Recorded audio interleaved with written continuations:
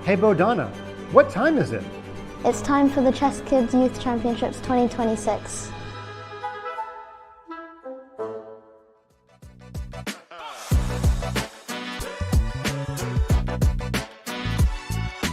And with that awesome introduction by Bodana, it's time to introduce ourselves and let you know that you're about to see the best kids in the world under the age of 13. Welcome to the 2026 ChessKid Youth Championship. I'm FIDE Master Mike Klein, better known as Fun Master Mike to everybody in the world except my parents. And I'm joined by my esteemed colleague, Grandmaster Arturs Naiksons. Arturs, how are you this afternoon? Hey Mike, I'm doing fantastic. Finally back in the commentator seat, in probably the best seats in the house to follow the action of some of the youngest, best chess talents in the world. We have a very long day ahead of us, so I suppose it's going to be a great day. Yep, we're going to see Group A, again, 12 of the best kids in the world under the age of 13. You'll see 6 of them in this. Well, for me, it's a morning sesh. For Arturs, it's an afternoon sesh. But we are going to put these kids on the spotlight, and they're going to be the future stars. In fact, some of them are already stars. So there we take a look at the format. 12 players, all under the age of 13, at least as of January 1st of this year. And there's going to be a double round robin. So for all of our math geniuses out there, of the 6 players playing this morning, they're all going to play each other. They don't play themselves, so they're going to play 10 total games at the 3+1 time control, the old school Chess.com time control with that 1 second increment. And the goal is simply to finish in the top 2. If you finish in the top 2, you advance to tomorrow's semifinals and finals. Kind of like the World Cup, you're just trying to finish in the top 2 of your pool.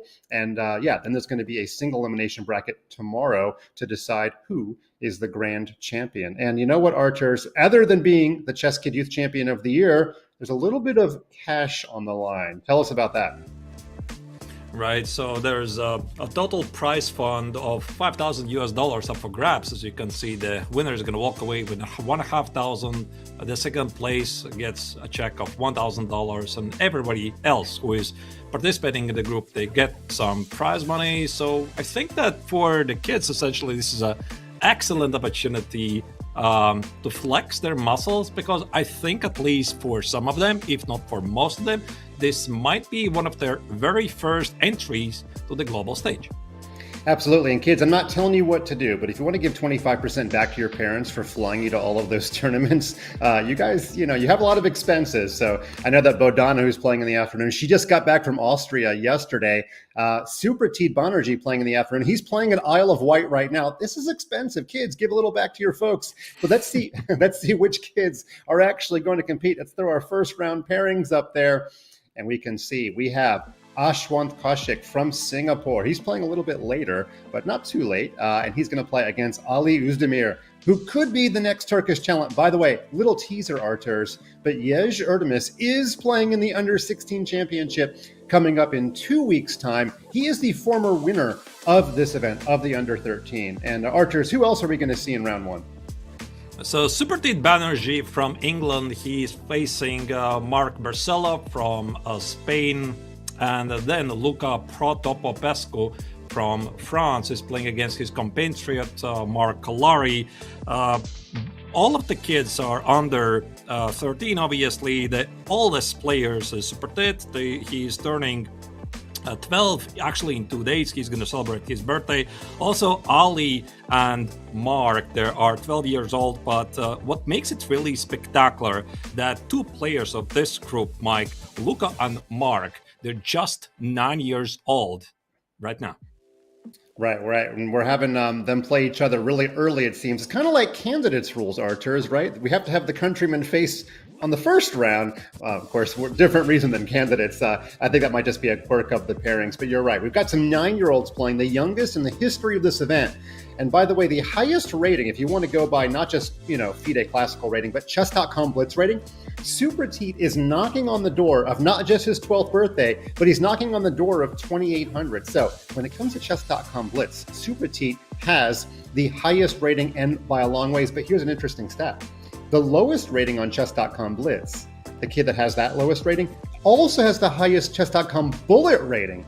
And that would be Ali Özdemir, from Turkey. So when he plays on Chess.com, I don't know who his coach is or if his coach is happy about this, but he plays mostly bullet, and he has the highest bullet rating despite having the lowest blitz rating. So a lot of these kids are a little bit new to the stage, but archers, 3 of the biggest stars in the chess world, have played in this event at the younger age, and they're playing the under 16. Again, we want to focus on these kids, but just to give a little shout out to the under 16 section, we have Fausti Oro, Yuj Erdemis, and Andy Woodward, winner of the Tata Challenger section, all playing in 2 weeks. Those are household names now. They might not have been household names 3 years ago. So the kids you're going to see today are absolutely names to remember.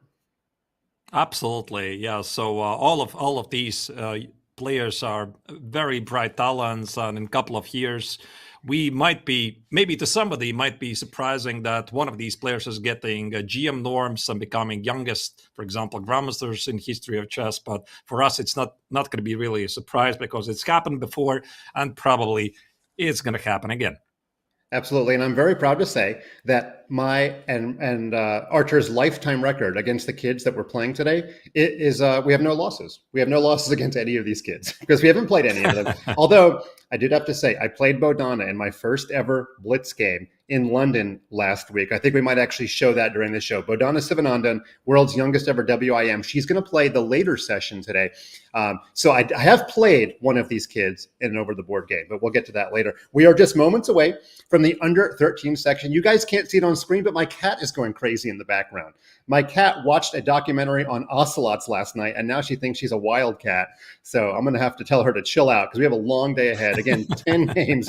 That's literally happening in the background. 10 games of 3+1. I'm super excited. All of these kids have distinguished themselves on the world stage, and we're going to bring them to you. They're going to be on the Chess.com world stage. We've got mostly our let's say, Eastern Hemisphere kids. We don't usually use that term that much, but mostly kids from the Americas are going to be playing the later session. The Americans, the Argentinians, the Mexicans, the Canadians. So just kind of works out. We don't want young kids to stay up too late.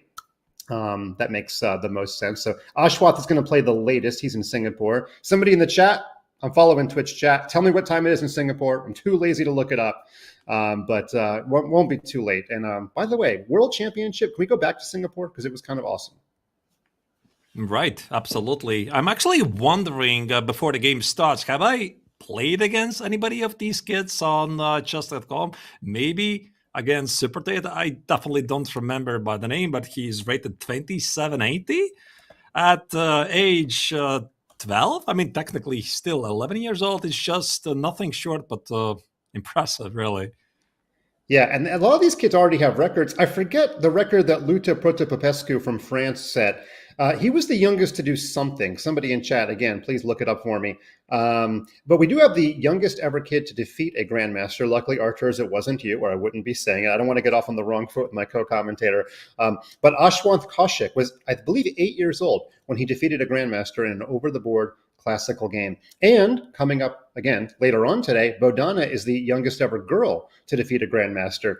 She did that recently at the end of 2025. So a lot of youngest kids, a lot of records that they'll probably get broken one day, but it's kind of nice to know about that. And by the way, it is only 10 p.m. in Singapore, so not too late.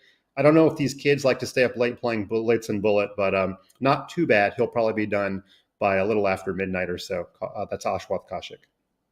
I won't be really surprised, Mike, if one of these players, they're going to break some upcoming records of the youngest grandmasters in chess. But by the way, as I speak of it, the games have officially started. As you can see, this is a very nice overview of 3 games happening at the same time. So maybe let's stay here for a couple of seconds and see in which direction the base is taking us. Yeah, looks like Luca Protopopescu taking a page out of old school Nakamura there, who loved to play these King's Indian attack, double fianchetto, just kind of get out of the open without a lot of theory. So maybe that's his role model. I'm not sure. Actually, I have to say, Luca's favorite player is your countryman, Mikhail Tal. So he's not playing like Nakamura. He's playing like Mikhail Tal. What do you see in the other 2 games, though? Yeah, in the other games, we have Kaushik against Uzdemir. It's some sort of Sicilian Najdorf with a pretty weird white queen standing on e2. Then Banerjee against Barcelo. That's the game on the right corner. It's some sort of Caracan. I suppose. The sideline I don't really recognize, but I think black just pushed c5, and the little things I know about the Caro from black's perspective, I think that Barcelo is doing just fine. But in the opening phase, nothing really dramatic at the moment is happening, and at least all the players they're showing that they're really well prepared what they're playing. Absolutely. And you know what? If you have to pick a game to dive into, when the players opposite sides castle, I think they're begging to get the first zoom in. So when we get a chance, let's go to the Ashwant Kaushik game against Ali Uzdemir, because we have potential fire on board, and we also have a backward pawn on d6 that we can talk about a little bit of positional chess. So we get a chance, we might jump into that one and see who's going to win the pawn storm against the other person's king, because I think that's going to be the big news in that game. So we'll jump in there when we can. I can report that the players are totally glued in to their cameras. Now, some of these kids play Title Tuesday, so they're kind of used to it. There we see Ashwant playing knight a4, trying to jump to the b6 square. Of course, that was denied by his opponent, Ali Uzdemir. Knight back to d7.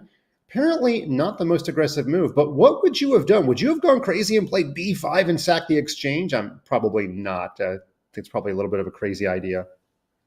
With the last move, knight e7 for black, maybe we can roll back at least one move very quickly. Let me have a look at it. Obviously, the game is proceeding. Knight a4, you're suggesting b5? Yeah, it does make sense. Yeah, it's a bit crazy just sacking a pawn and allowing knight b6. But the reason I'm looking for some sort of truth in the position is because knight d7 looked natural and the computer didn't like it for some reason. So I was wondering if there was a really exciting move that black could have played. We can try to check it. So the players at the moment, they're taking a bit of time. So here after, instead of knight e7, let me put it on the board. b5 looks very interesting because queen takes on b5 opens up the queen side. For example, knight b6, something like queen c7, knight takes on a8, rook takes on a8. To be honest, Mike, I really love this position. But again, I think this is where the instincts of Ali kicked in. And I don't think he really was looking in this direction. He just played very quickly. Knight e7, now queen c7, possibly hoping for b5 to happen. And by the way, just as we speak, b5, the pawn sacrifice, it was played, Mike. Yeah, maybe he played it in a better version because you only sack a pawn, you don't sack the exchange. Also, just looking at the players' cameras here, you know, we have Ashwant totally clued in. It looks like he's sitting in some sort of gamer's chair, but Ali's chilling on the couch. You know, he's just kind of, that's his setup. So maybe he's not ready for a huge fight just yet. But he played the b5 idea. For those viewers at home, very common to sack a pawn on the same side of the board as your opponent's king, because it's all about the race to open files. And notice, the last 3 or 4 moves have all been played on the queen side. The more moves you get your opponent to play on your side of the board, well, you can see that pawn went to g4 a while ago and has just been lagging behind black's attack. So black down a pawn. I know the eval bar doesn't quite like it, but harder to defend than to attack in a 3+1 game. To be honest, Mike, I'm looking at this position and it feels that for black it's a bit easier to play because I don't think this pawn at the queen side really matters. We do have the evaluation bar that tells us that white is having close to a winning advantage. However, I do think that in blitz games, all that matters is the one who controls the initiative. So for black, I'm looking at ideas like rook takes on b5, takes potentially some sacrifice ideas on a2. So white is simply very slow with the ideas played h4, h5. And just as I said it, Mike, bishop takes on d7, at least according to an engine, is a mistake because I have a feeling that this a pawn for black is going to roll forward very quickly. Yeah, I don't really get the move because the bishop on b5 and the pawn on c4, we're sort of holding back the black pieces. And we're taking a knight on d7 that I'm not really sure where that knight's entry into the attack was. So there's going to be a lot of light square weaknesses once the capture back happens. And you're right. If that pawn gets mobile, then both rooks get released. So what white is basically saying, okay, I took your knight to make a plug. I'm inventing a new chess term. The knight is plugging the attack on b6. I thought the bishop would plug the attack on b5, but it's actually the knight trying to do the same. Okay, so next chance. Can we sack the exchange? Okay, he sacked the exchange that way. I thought he was going to play a4, but this is interesting too. It's very, very dangerous for white here. Yeah, knight c1 engine already marks is the only move because there's all kinds of threats. A4, bishop e6 threatening, rook c1 probably is gonna be some sort of a queen e3 check. So going back with the knight, when you have only a couple of seconds on the clock, it's definitely not an easy choice here for white. Let's see if he's gonna make it. Absolutely. He did not. So the bishop comes in. Everything is laying up that a2 pawn. Let's see, you don't really want to play b3 because when the pawn comes to a4 one day, it'll open up more stuff. But he felt like he had to play b3. We know a4 is coming one day. And just as I say it, it appears on the board. This looks very, very difficult for Ashraf, and I think that Ali is playing a fantastic game. This exchange sacrifice not approved by an engine. Now white's position is falling apart. Queen a2 maybe is a possibility, but of course black wants to keep the queens on the board, and for Ashraf, he has to make a lot of difficult decisions, and his king is so exposed. All three games are very, very low on time, and I can report that in the Battle of the Frenchmen, Luca Protopopescu took out Marc Lary. So we'll stay on this game, though, because we might see a checkmate on the board here. We don't know what's going to happen. The king is running. Oh, there was a blunder. The knight on b4 just blundered. White just blundered. Black just blundered the knight on b4. Check this out. Yeah, this might come down to reflexes, though. The king is... can the king really survive? This is like Magnus surviving against Fabi with his king running all over the board. Can this king survive? Queen takes an f3 is a move. No, it's going to be a draw. Wow. Yes.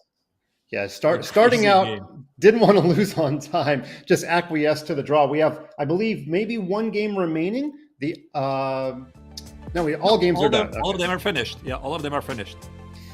Okay, let's take a look at the scoreboard there. That very, very exciting draw. If all 10 games go that way, we're not going to have any nerves left. Ashraf gets a draw against Ali. And the other winners, Luca, we already mentioned his name. And Marc won a time scramble. I believe he was playing against Supratit. So there's the scores. Now, judging by years past, I would say if you score 7, you're going to qualify. 7's going to be a top 2 score. If you score 6 or 6.5, you're going to have very, very good chances to advance. So if you're looking at target numbers, that would be it. And round 2 has already begun. So we'll take a look at the bird's eye there, taking a look at all. We've got another Caro-Kann. Thanks a lot, Levy, for making everybody in the world play the Caro-Kann. And we've got Ashwant playing this system against the perk that Edward Gufeld once played against me. Yes, you didn't expect Edward Gufeld's name to be mentioned on the broadcast today. And Marc Lary, we're waiting for his opening choice against Ali Özdemir.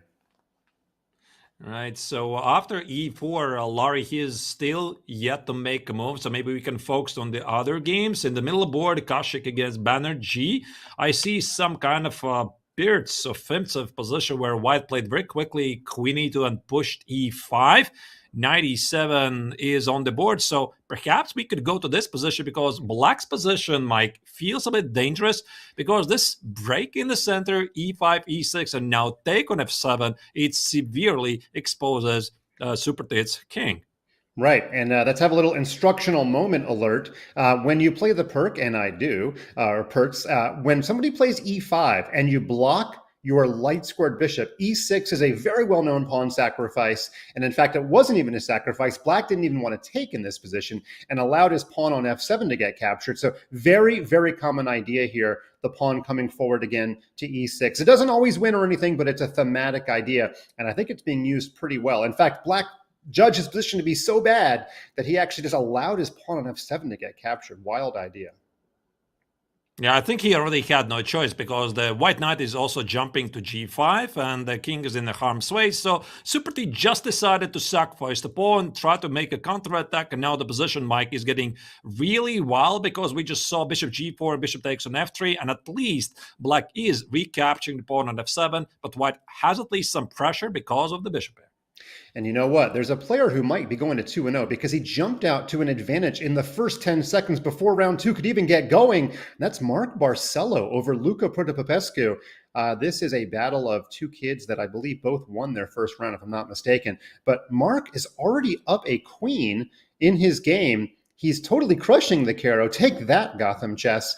I'm not exactly sure how it happened. He got a knight to f5. Shout out to Ben Feingold for saying knife f5. Ben, I'll mail you your check later this month for borrowing your term. But it's looking very, very good for Marc in this game. Let's see how he got the queen.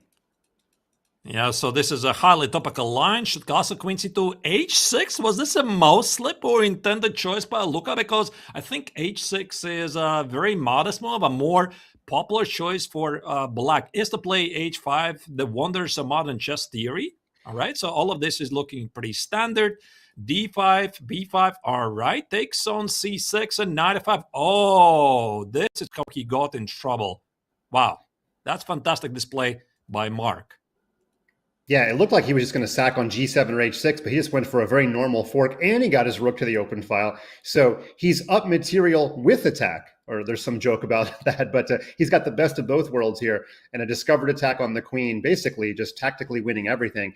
Looks like Marc is doing very good to be the first kid to get to 2 points and starting the record right. By the way, I think Marc has one of the lowest FIDE classical ratings. However, he came across my radar when he was written up in some Spanish newspapers, and I looked at his FIDE account, and he'd gained like, I don't know, 100, 200 points. You know, the K-factor 40 kids. Crazy things happen with these kids' ratings. So one of the lowest rated FIDE classical kids is putting on quite a display here, and now he just has to break this blockade, but he has so many extra pawns, it shouldn't be too hard to do. Yeah, we'll see. I think that if white will be able to push forward a b pawn, for example, play queen d7, excellent choice here by Marc. You want to play b5, b6, b7. Okay, the pawn on a7 is also dropping. And the point is that black has to roll these pawns at some point forward. And also, I would be very careful with this knight on c3, especially in blitz games. The knight can be really tricky. Now, let's see who is going to make it faster. f4, queen x and f4, watch out, there's going to be fork on e2, but I think actually white could take it and say, oh no, my queen, and try to simplify the position. Can I just put it on the board to avoid complications? No, Marc says, no, let's just roll forward a pawn. Should be a win. Yeah, 2 queens. I mean, this is either a Troitsky position or it's just a normal win with 2 queens. So let's see which one comes of it. By the way, somebody in chat is saying, looks like Faustino can't get the record for youngest grandmaster. I believe Faustino just signed up for the Aeroflot Open and has a chance, if he gets a grandmaster norm, to beat the record by like 2 or 3 days. Fausti is going to play in our under 16 section in 2 weeks. I'm a Crab says, these kids are so strong. What have I done with my life? You've played too much golf like me. But back to our chessboard here. You could even give away your queen for the f-pawn and still win with your 1 queen if you absolutely had to. Let's see what comes of it. Knight e3 check is the threat on the board. Yeah, this is the threat indeed, and I think the simplest choice for white is not to blunder the queen. Yeah, queen f4, very solid. Knight e3, just give away the queen. Part of the converting material advantage, which is especially something that the kids struggle, is the converting phase. I mean, try to get from point A, you're winning, to point B, your opponent resigns. But I mean, these kids, they're so good. They're playing in already so many international events that I suppose they're focusing on this quite a bit. But Luca is fighting. I wouldn't really write down his chances yet. Funny comment from Thorn969 in the Twitch chat. Elo is literally part of Marcelo's surname, which is right. He's got Arpad Elo channeled into his surname. So good spot out there. It's kind of the thing I usually notice, but did not notice it today. So, all right. So it's looking very, very good. I think we're going to see a conversion. The other couple of big advantages here. We looked at Kaushik's game in round 1. So if we could go to the Özdemir Lari game, because it looks like Marc Lari is trying to get his first point of the match. He's got a big advantage as black in that game. And there we see Marc on the screen for the first time. He's got that nice spiked hairdo. Ali's still chilling on the couch. And yeah, why does black have a big advantage? Just looks like 2 minor pieces are much better than the rooks here. Yeah, indeed. So black can just put the bishop on d3, play something like knight f4 or knight e5. So white is thinking to get the pawn on d6. And that's why for black, maybe it's not really that of obvious choice. So what does he do here? If he retreats with the bishop, white can play queen d6 and try to push forward the d-pawn.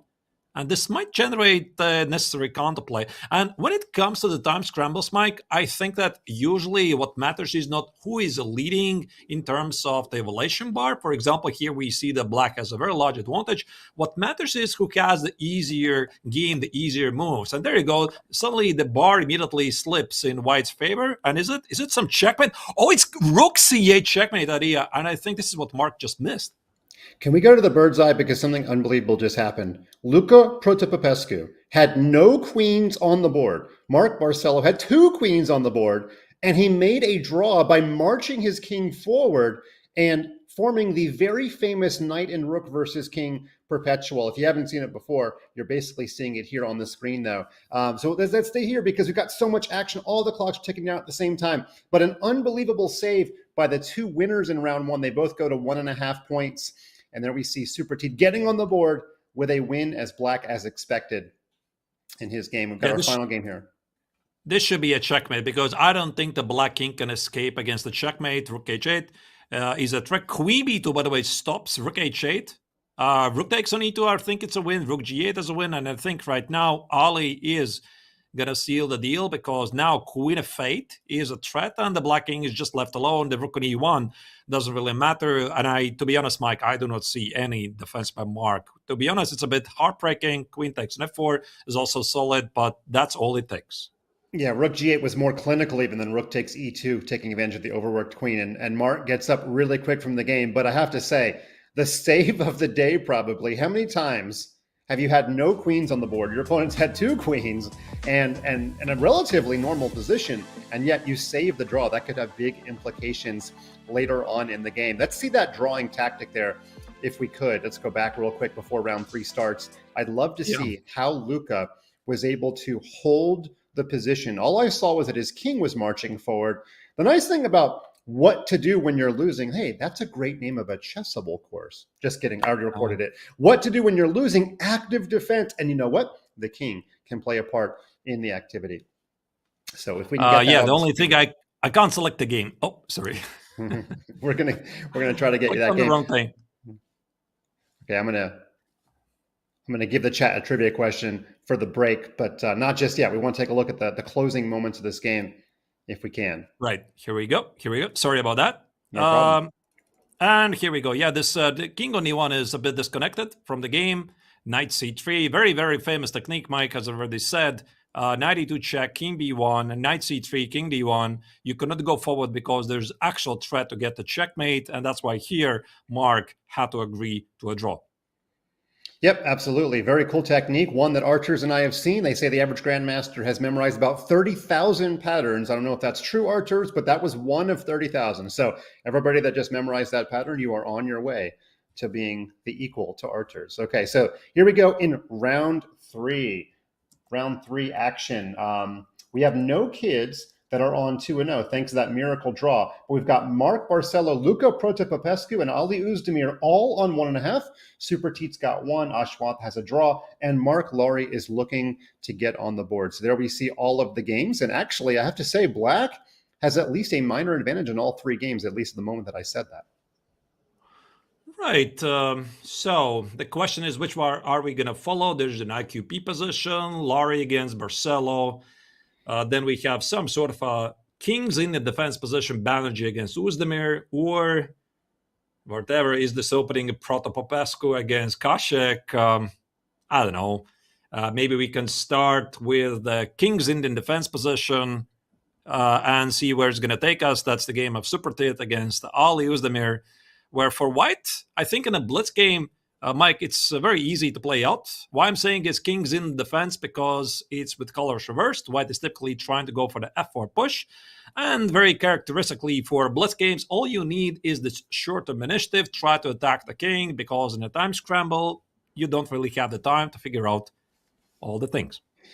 That is absolutely true. The King's Indian defense in reverse. You can call the King's Indian attack. Bobby Fischer played it. Interestingly, Supratit did not name Fischer or any attacking player as his favorite. He actually said Mikhail Botvinnik was his favorite player. Definitely a difference in Mikhail's there. Let's get that one right.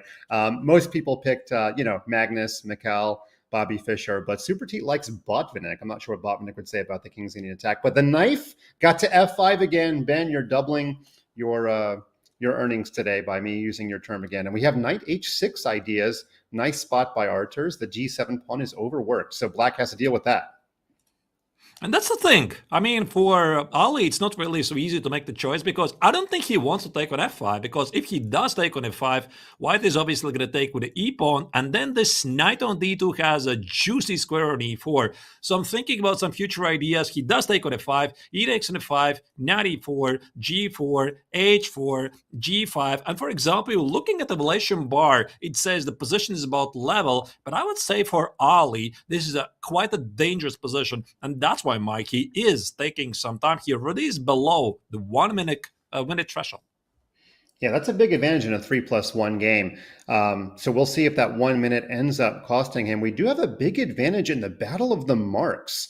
Marc Lowry, who's looking to get his first points, has completely taken over by doubling his rooks on the G-file against Marc Barcella. We've got a battle of the Marks, the battle of the Pyrenees Mountains, France versus Spain.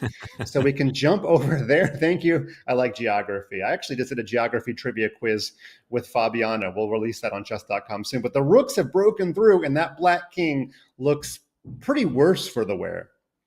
I mean, in my grandmaster's opinion, Mike, I think white has 2 extra pawns. That's what it looks like. Also, the white rook at f7 seems to be causing some problems for the black king. And if white is able at some point to play something like queen c3 or queen d4, because this is something I'm looking at. I'm seeing the king with h8 is exposed. I want to give it some kind of a check, but rook takes on g1, rook g8 could be a problem. So maybe the cautious way would be to play rook g3 and then play queen c3. But I have a feeling, Mike, that here Marc is just eyeballing for the queen c3, the next move. Yeah, and Marc Barcella had his head in his hands there. He knows that he's up against it in this game. We'll see if he's able to survive. Let me just jump in here and give the chat our first official trivia question of the 6 players that are playing this morning. 4 of the 6 named the same sport as one of their favorite sports to play. So name the sport. We're following the Twitch chat.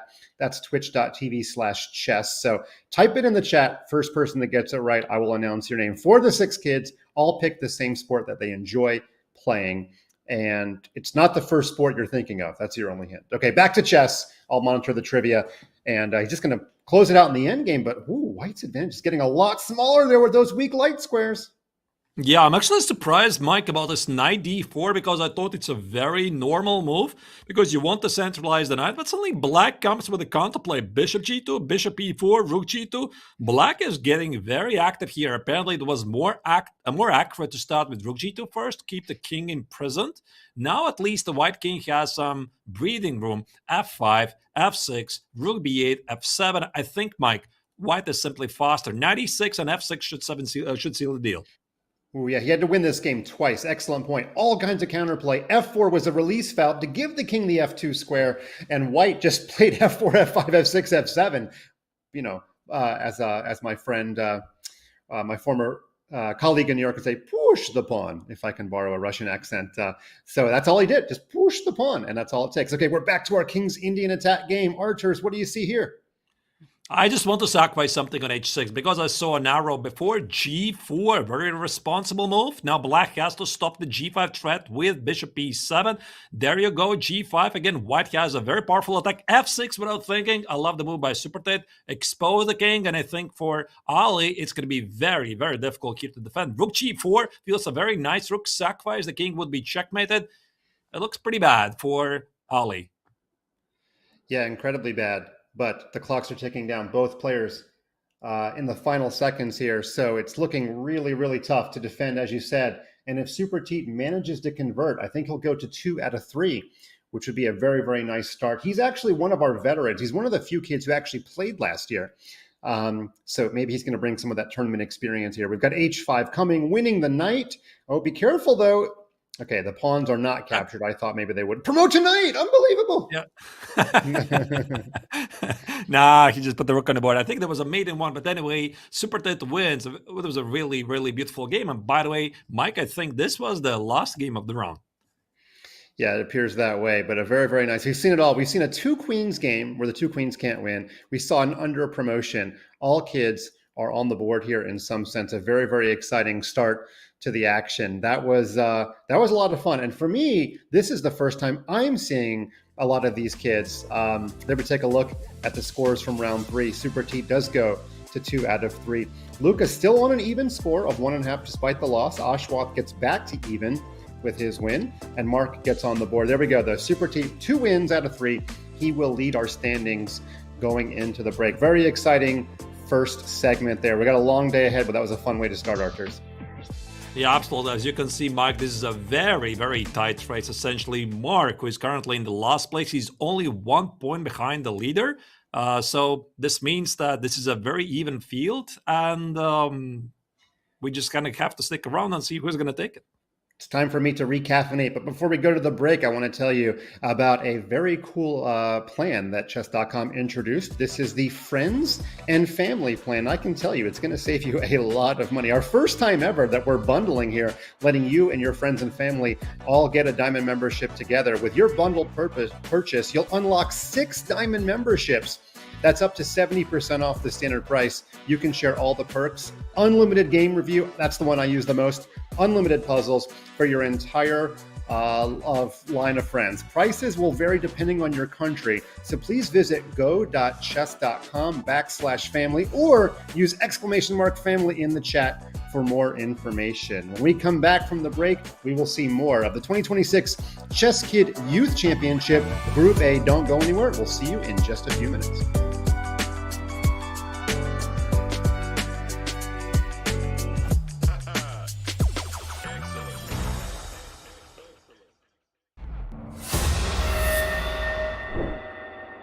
We're here for another world premiere. This one, fencing chess with one chief chess officer to another. I'm excited about fencing chess. What about you, Danny? I'm super excited. This is innovative and never been done before. All right, well, you need a weapon. So there you go. We got these from Burger King. And, well, let's get going. Are you ready? As soon as we start, okay, I think we touch swords. Okay, here we go. All right, we are rolling. All right, it's working. You can't. Okay, it has to work. Square. Nailed it. That was the rule. Nailed it. That was the rule. Do they fence in Sicily? Yeah. Here we go. There we go. All right, this is a winning move if I can make it. I don't know that this is as exciting as we thought it was. I use the two-hand technique. They don't teach you about that on YouTube. Yeah. You know what? This is not going to work. Not going to work. We got to come up with something else. I agree. Oh, well, wait a minute. We just happen to have some partners in crime with USA Fencing joining us. So if one of them scores a point or a touch, then the corresponding partner gets to make a move. Capturing the king wins the game. That's it. That's all. I will let you start not the joust, the battle. The bout. It's a bout. Come on, Mike. All right, Anna, you got All this. right. Let's go, Anna. Go, Anna. Go, Anna. Come on. Yes, aggressive. Okay, so Sasha scored? No, Anna scored. Anna scored. Yeah, she almost Let's ran go. show up the mat. Okay, black moves first in this game, Yeah. apparently. Let's go right now. Come on, Sasha. Oh, that is... That's actually my right. Oh my God. I'm in I'm the so game. nervous. I don't even understand what's going on. I thought I understood there. Oh, there's some Okay. and prod. Okay. I like the technique over here from Anna. I move. Yeah. Let's go. This is not an opening you should play, kids, but I'm all in. I'm all in. Oh no, it's happening again. Well, Sasha, I need you, Sasha. Game over. Over. Anna, what I'm talking about. Okay, it's okay. That was the easiest game of chess I've ever played in my life. That was amazing. Okay. All right. But we're going to do a best of threes.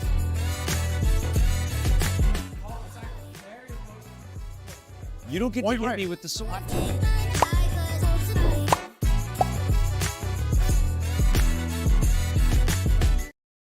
Hi, I'm Badana and I'm here with Judit Polgar, and I picked a game that I really liked of hers to show today.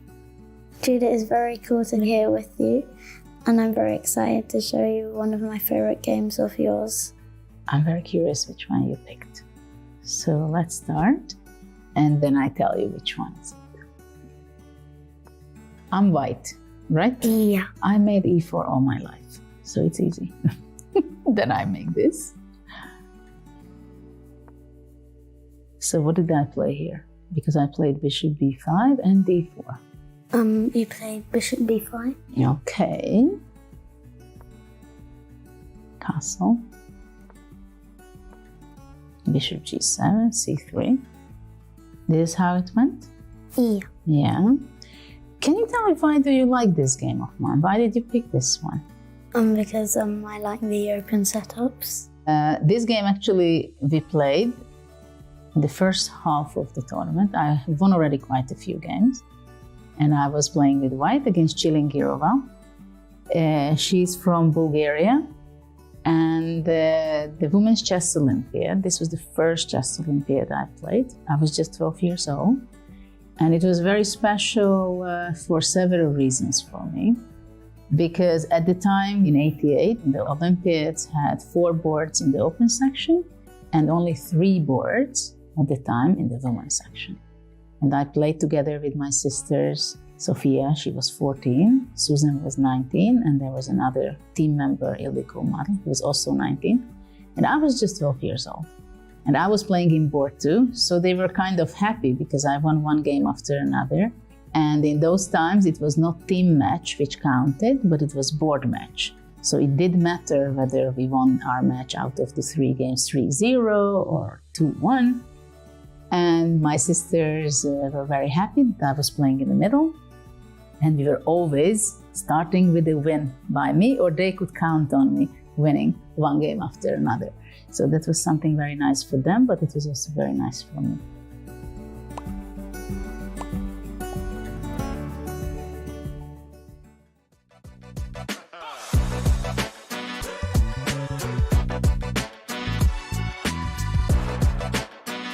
Welcome back, fans of kids that are better than you at chess. This is the 2026 ChessKid Youth Championship Group A. I'm Fun Master Mike. Grandmaster Arturs Nixons is with us. But before we get to round 4 action, we have a trivia question. And we actually had a lot of people that are probably fans of the Oscars because my answer has something to do with the upcoming Academy Awards.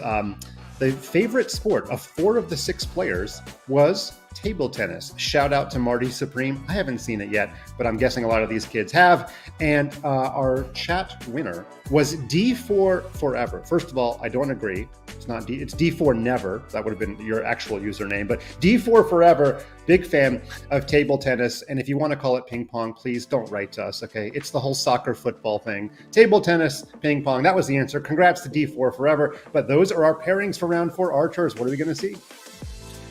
Yeah, by the way, all of those guys who said ping pong, they have my biggest respect because I'm also a big fan of the table tennis. But here's the pairings of round 4. Luca Protopopescu is playing against Ali Uzdemir. Marc Laurie with the white color is going to take on the leader, Supratit Banerjee. And then we have Marc Barcelo against Ashraf Kashik. And I think the games are about to start in a couple of seconds. Let's go. Remember, it's 10 rounds today. We've played 3. The goal is to finish in the top 2. I just talked to Game Ops. Can we have ping pong be our tiebreaker? No, we're not going to set that up. Okay, hopefully we won't even have to go to tiebreaks, and we're off and running here in round 4. King's Indian Attack is the opening of the day. Luca Protopopescu is rehashing his round 1 game, playing the double fianchetto system. Actually, Marc Laurie is too. Marc Laurie is too. Great. This is great because I'm a big fan of the Ready opening and the King's Indian Attack mode. I played it pretty much through all of the biggest years of my chess professional career. Just as I was playing E4 for my entire life, I switched to the Ready and the King's Indian Attack, and I think this was one of the reasons eventually why I did become a Grandmaster. Speaking about this particular position that Luca has chosen against Ali, it's not something I'm usually playing, so here Black immediately grabs the center, so maybe I will go back a bit to the beginning position while the players are trying to figure out where to take the game. So this knight f3, g3, bishop g2 is super popular stuff at all levels, both professional at the club level. Early d3 and b3, to be honest, I think, Mike, I would have preferred to play short castle because in the classical sense, the King's Indian Attack, it starts with a short castle, knight e2, rook e1, you play e4, e5, and somehow there's always a checkmate. Yeah, double fianchetto is not very common. In fact, there's not very many openings where you play d3 and then play b3. Usually the bishop only needs one diagonal to move out. So yeah, I play the king's Indian attack as white. I always go for e4, except in a couple of rare circumstances, you go for the move c4. But black has taken over here. That entire center has fallen apart. The knight has found his way to c4. And if I were to count the pawns quickly, I'm not good at math, but black seems to have an extra pawn. There are some problems on the d file, though, for black.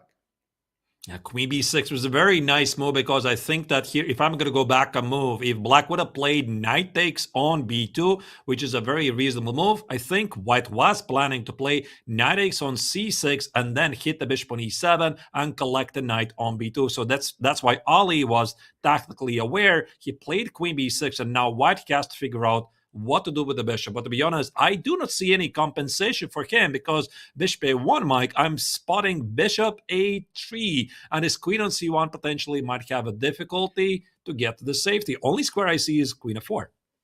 Fans of the Romanian Frenchman, don't be scared. Luca was down 2 queens in round 2 and saved the game. He's only down a pawn. No big deal. Okay, he's not stressed in this position. Okay, I know it does look very bad, but he has seen worse, and in 3+1, of course, anything can happen. By the way, we asked all the players before the tournament, if you could change one rule in chess, what would it be?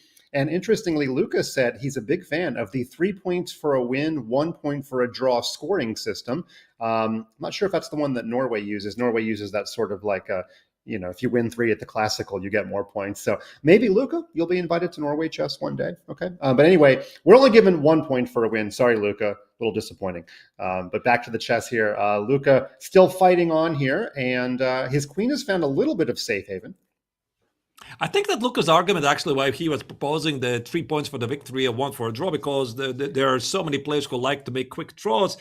I have a feeling, Mike, this is something we are not gonna see today, because these are young players, obviously, very ambitious. I don't think they even recognize draw as a possibility. They just want to win. Speaking of the win, e3 was just played with engine marks as a mistake, and I have a feeling there will be some problems with the bishop a3. And there you go. Suddenly, white is in a big trouble. The queen on c1 is trapped.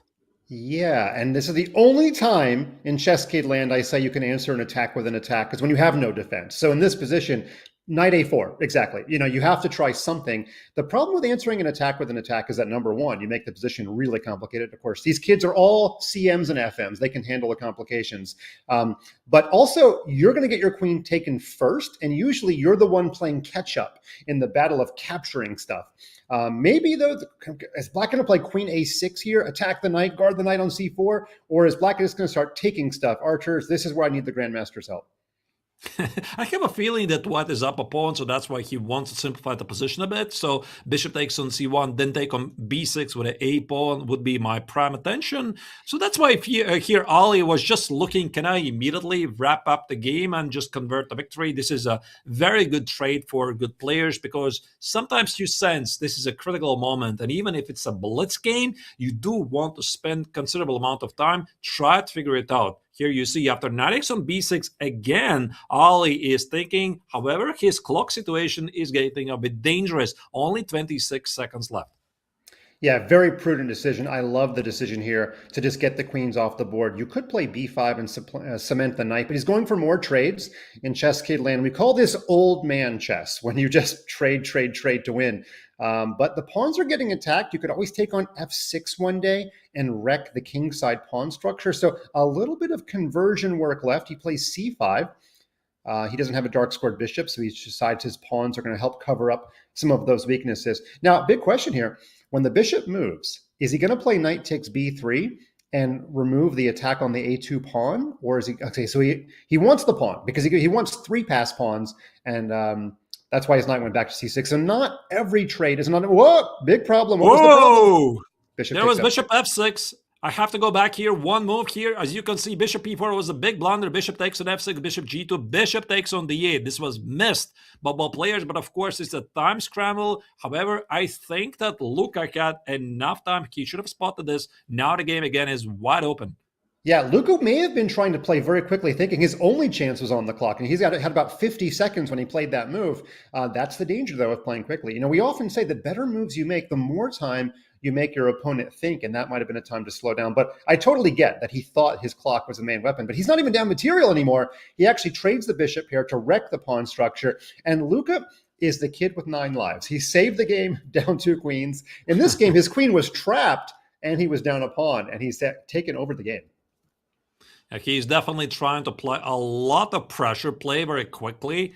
Yeah, easy to say when you are the grandmaster, but I think that he could have used the time a bit more. Still, by the way, he's doing fantastic. He's collecting all the pawns. Watch out for some tricks. Now the rook on a1 is putting the bishop on f1. I could see some kind of discovered attacks. Wow, the game is changing very quickly here, Mike. Yeah, the former #1 in the world in the under 8 and under 9 section. I believe he's the #1 in the world for under 10 years old here, and he's showing why. I love that these kids just have absolutely no fear. Now he's better on the clock, he's better on the board, and really, really tough for Ali to overcome this. If Luca could win, he would jump to 2.5, and he would be in one of the qualification spots. Still a lot of chess left, of course, but that's a good place to be early on. All right, I think there's also the pawn on h3 hanging. No, the position is not so simple because the pawn on f6 is dropping. Theoretically, this is a draw with the perfect play, but I think that anything can still happen here. All it takes is one blunder here. What about king c5 here? Is this a blunder? No, apparently not. Yeah, but how would you save the position? Oh, maybe you could play like something like knight f5, and if the king took the bishop, knight d6, forking king and bishop, but you'd have to find something really weird. Raise your hand if you want to see bishop and knight mate this guy, okay? I want to see it happen, but unfortunately, we're probably not. Oh, wait, is he? Oh, there goes the knight. And this is how he's gonna do it. Yeah, he takes on g2. That happened very quickly. Like, yeah, white is promoting to the queen. They're gonna battle it out at the very end, but I'm pretty sure that Luca can study this position. Wow, crazy. A lot happened in the game. That was one battle after another. And yes, that was the second Oscars reference I give you today. Marc Barcelo, by the way, made a draw against Ashwanth. And just at the end there, we had a win from Marc Lari, as we see on the board. Wow, a lot happened there. So a couple of wins by white. Luca plays the king's Indian attack, survives a lost position, and wins. Marc Lari, his countryman, also won there, taking out the leader, Supratit Banerjee, and a draw with Marc Barcelo's game. And there we see Luca does vault to the lead by virtue of the fact that he won that game, and Supratit lost. Supratit falls back to an even score. Not much separation from the field.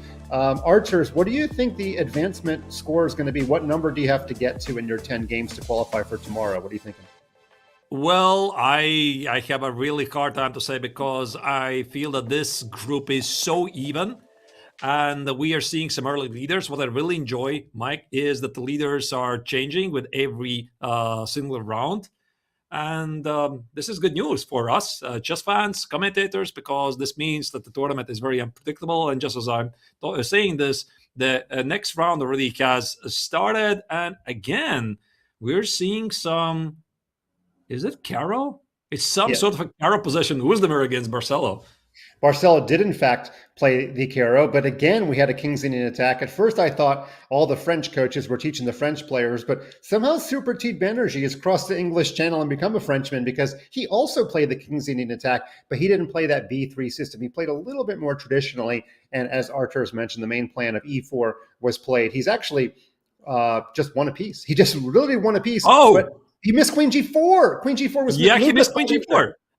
Let's maybe go full screen because I think this is a very, very instructive blunder. And here right now, Luca realizes this is very bad news for the tournament leader. So I'm going to go back a couple of moves here. After D takes on E4, the position is just even here. Rook D1. Apparently, black had to be very careful, play something like Bishop E7 or Bishop C7. And he thought he found a trick. He played Queen E7, missing Queen E3. Maybe his idea was to play Bishop C5, and the point is after Queen takes on D7. Maybe he thought it's impossible because after Rook D8, if you take with E7, there's an intermezzo. Rook takes on D1, but chess is all about geometric beauty. And Queen G4 protects the Rook on E1. And this means white is simply up a piece.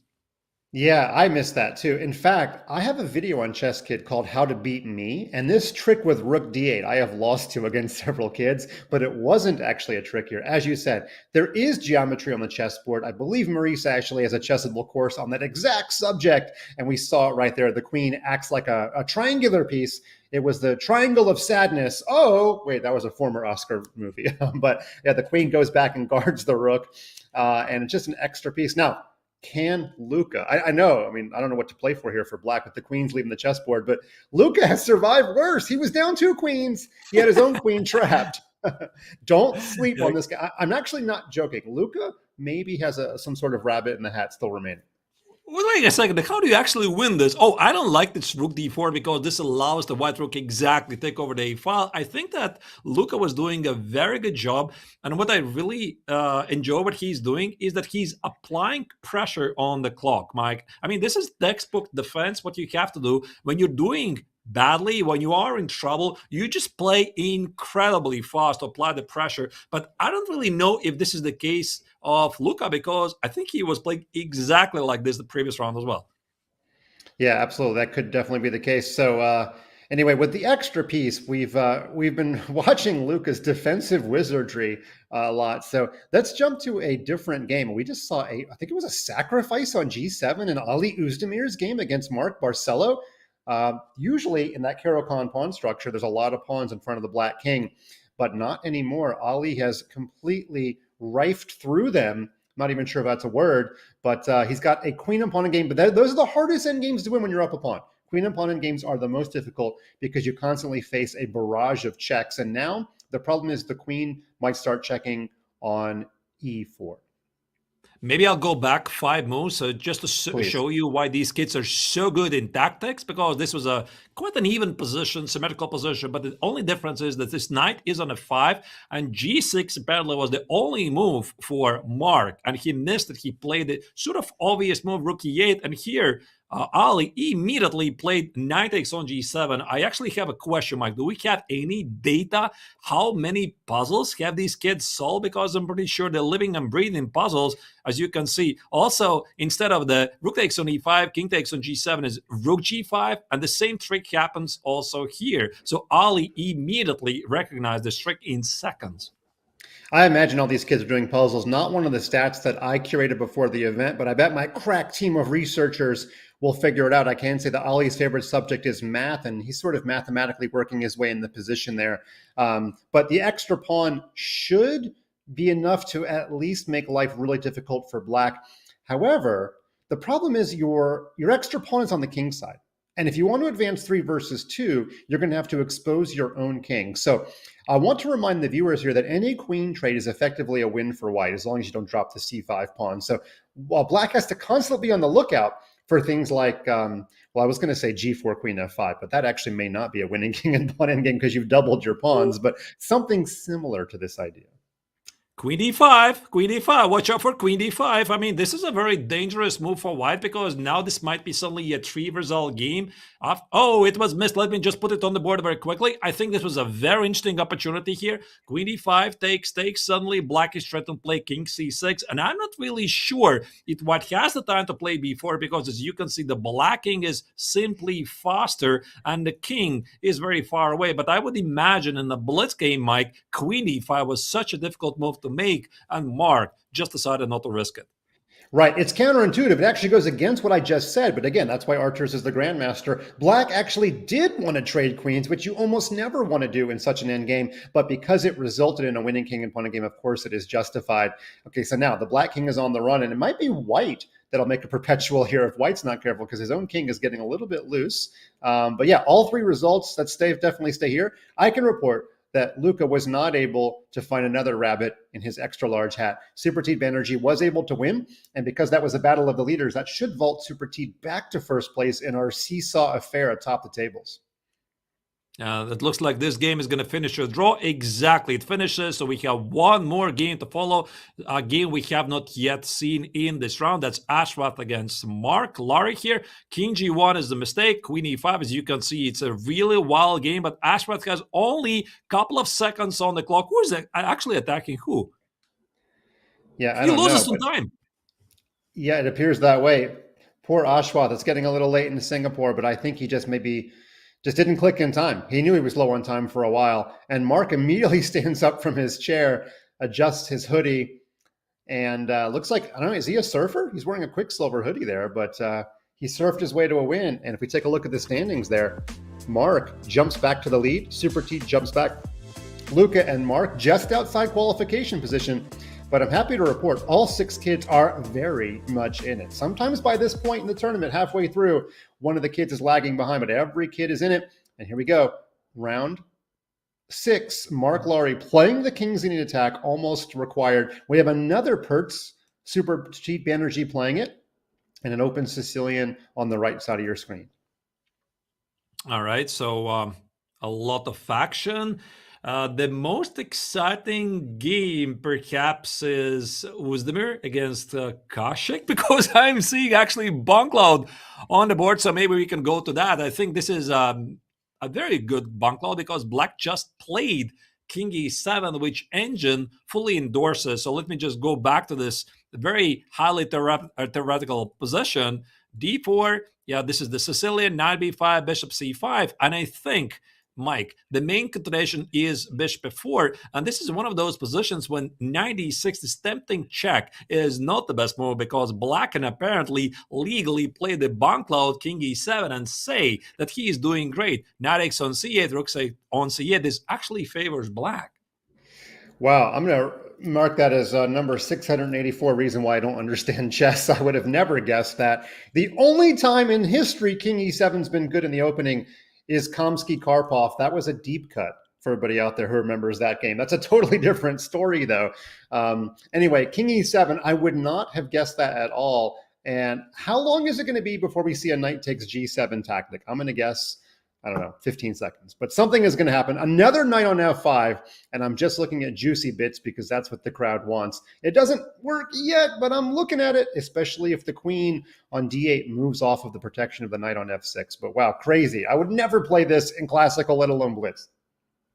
Yeah, I mean, Knight X on G7 definitely is a move. And also, as you can see, Ashwath immediately recognizes it might be a threat. I think that Bishop H4 looks very tempting because if he retreats here, what about G5 and Knight X on E4? Is it? I'm not really sure. Why does the engine say that Bishop takes on F6 is the only move? I think I would just play Bishop H4 in a heartbeat here, just to keep the pin alive. Yeah, I'm also surprised by this engine news. I'm going to have to ask AI what's wrong with Bishop H4. I'm not going to give it any context. I'm just going to say what's wrong with Bishop H4 because I don't get it either. I'm thinking if the eval bar jumped that much with G5, I mean, come on. What human being would allow the hole on F5 like that? This is engine line, to be honest. Yeah, so I don't think this is going to happen. So at least all he senses something is going on here. And one thing Mike I have noticed in his previous games, he's taking a lot more time than the other players. He really likes to invest in the decision making. And after this longer thought, he played Bishop E3. The engine says actually that's not the best move. Yeah. By the way, I got a chance to meet Ashwath at that World Championship in Singapore in December 24, and he's a very measured, pleasant young man. He's not the kind of kid you see bouncing around the room. He was very nice to interview very briefly, and I'm not surprised. He actually looks way more mature than his age here, the way that he's just focused on the screen. And I like how locked in he is. So I'm wishing him the best. Singapore chess really on the rise. A lot of government funding behind chess right now. Shout out to Grandmaster Kevin Go, who's leading the charge there. Kevin, please have the World Championship back once again.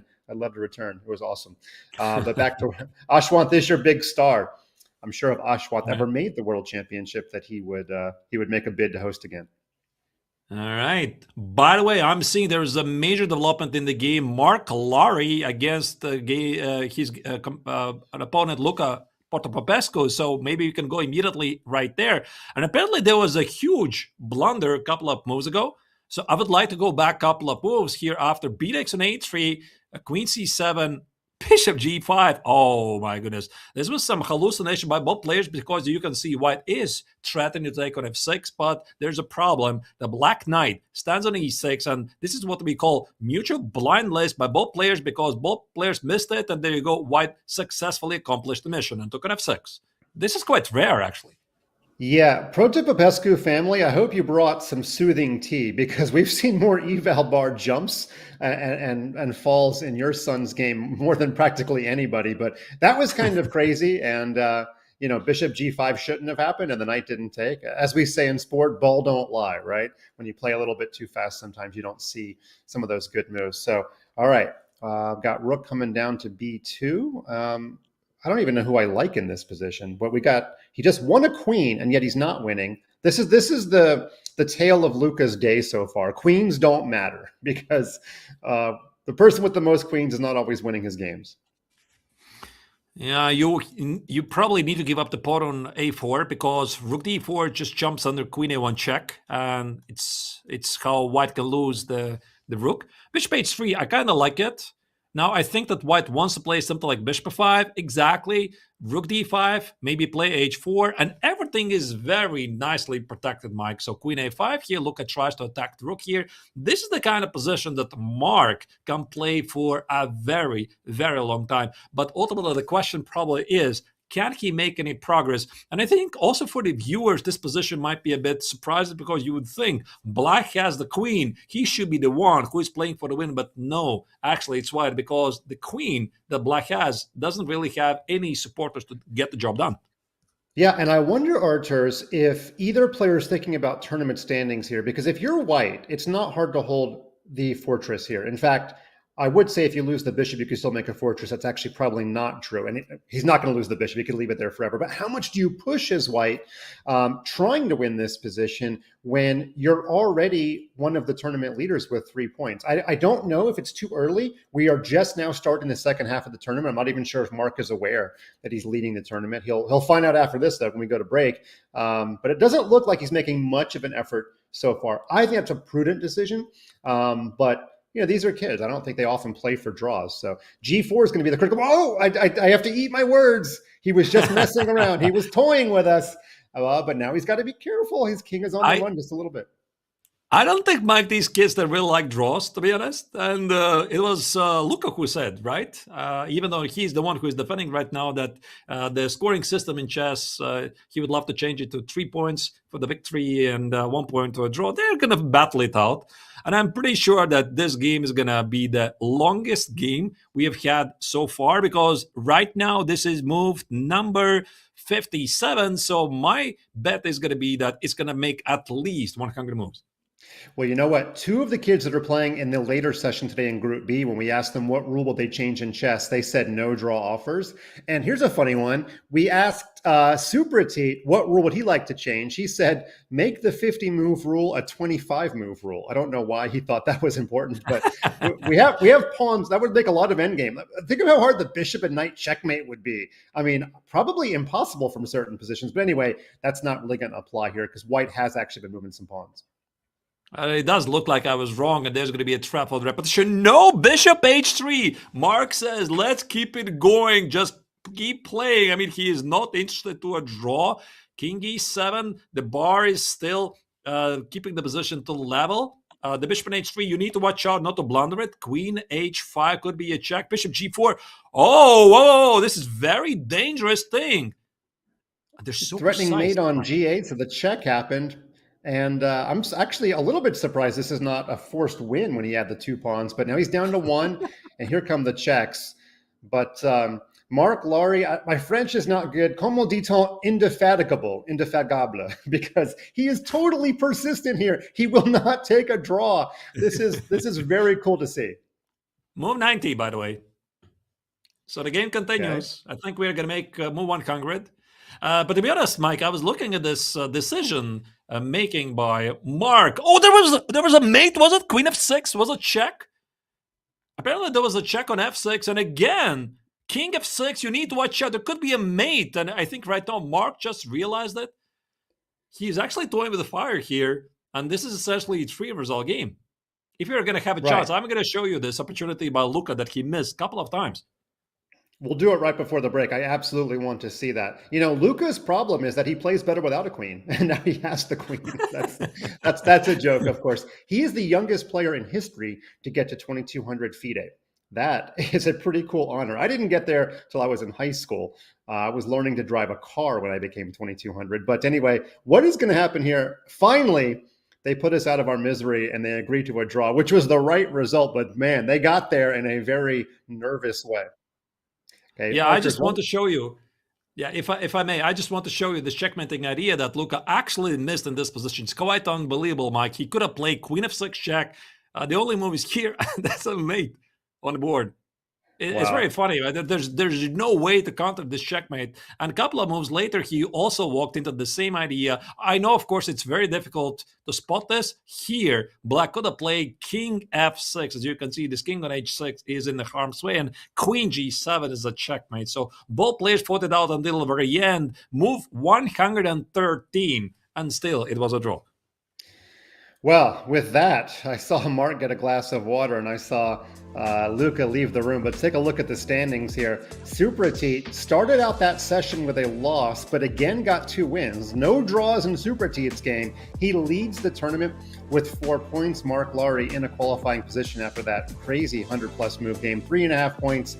Ashwant and Luca are on 3 points knocking on the door. Marc has 2.5. And Ali Özdemir is still in the hunt with 2. If he runs the tables, he would have a very, very good chance. Before we go to break, though, I want to tell you about a very cool game going on as we speak. They're on about move 9 or 10. This is Judit Polgar versus the world. Judit has built up a strong center, and I have to tell you, drop a little knowledge here. Judit couldn't make her moves for a couple of days, and I was going in and making her moves for her. And I'm playing on Team World, so I'm a double agent in this game, okay? But anyway, Judit is making her moves. She's making the decisions on her moves, and she's playing everybody in the entire world. Exclamation mark, play Judit is what you want to play. She's one of the most influential players, and as you probably also know, she has a very cool documentary in the top 10 list on Netflix called Queen of Chess. Just released. Go check it out. If you want to join the battle against one of the best chess players of all time, there you see the command is exclamation mark, play Judit, be a part of that game. It's a part of history. And let's see if the world can score their first point. They got a draw against Magnus and they lost against Gotham. Can the world do better? We're going to find out. When we come back, though, we have the conclusion of Group A of the 2026 ChessKid Youth Championship. Archers and I will take a little break and we'll be back after this. Hi, I'm Badana and I'm here with Judit Polgar, and I picked a game that I really liked of hers to show today. And this game was special for several reasons, but let's move on with some of the next moves. And then I tell you more and you ask your questions. I took back. It's a pawn sacrifice for initiative. I was always very happy to give up material in order to look for activity. E5 I played, right? Knight e7. Bishop g5. Bishop g5. Yeah, I like this move generally because I pinned the queen. And now castle.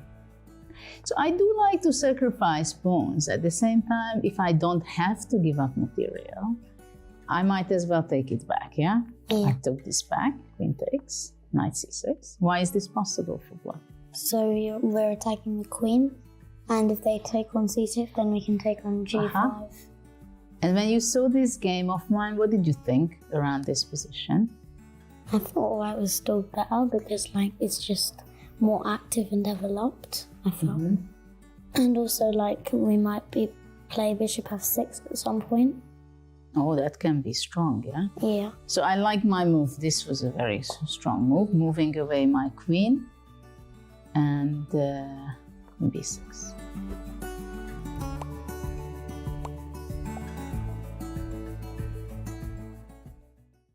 ChessKid is fun. Chess is great for the brain, but it's also fun to play. And ChessKid makes it easy to have fun. Whether your child is a total beginner or a prodigy, they can hop on and find a well-matched opponent from around the world at any time. ChessKid is the safe, parent-approved way for your child to play chess online. ChessKid is educational. To kids, it feels just like playing, but chess is a great way to learn patience, strategy, and critical thinking. ChessKid features a comprehensive training program that guides kids to level up on their way to mastery. There are more than 50,000 chess puzzles and a whole library of entertaining videos that teach strategies, tactics, openings, and endgames specifically for kids. ChessKid is easy. Whether you're a parent helping your child, a coach managing dozens of kids, or a school of hundreds. Signing up is free and easy, so what are you waiting for?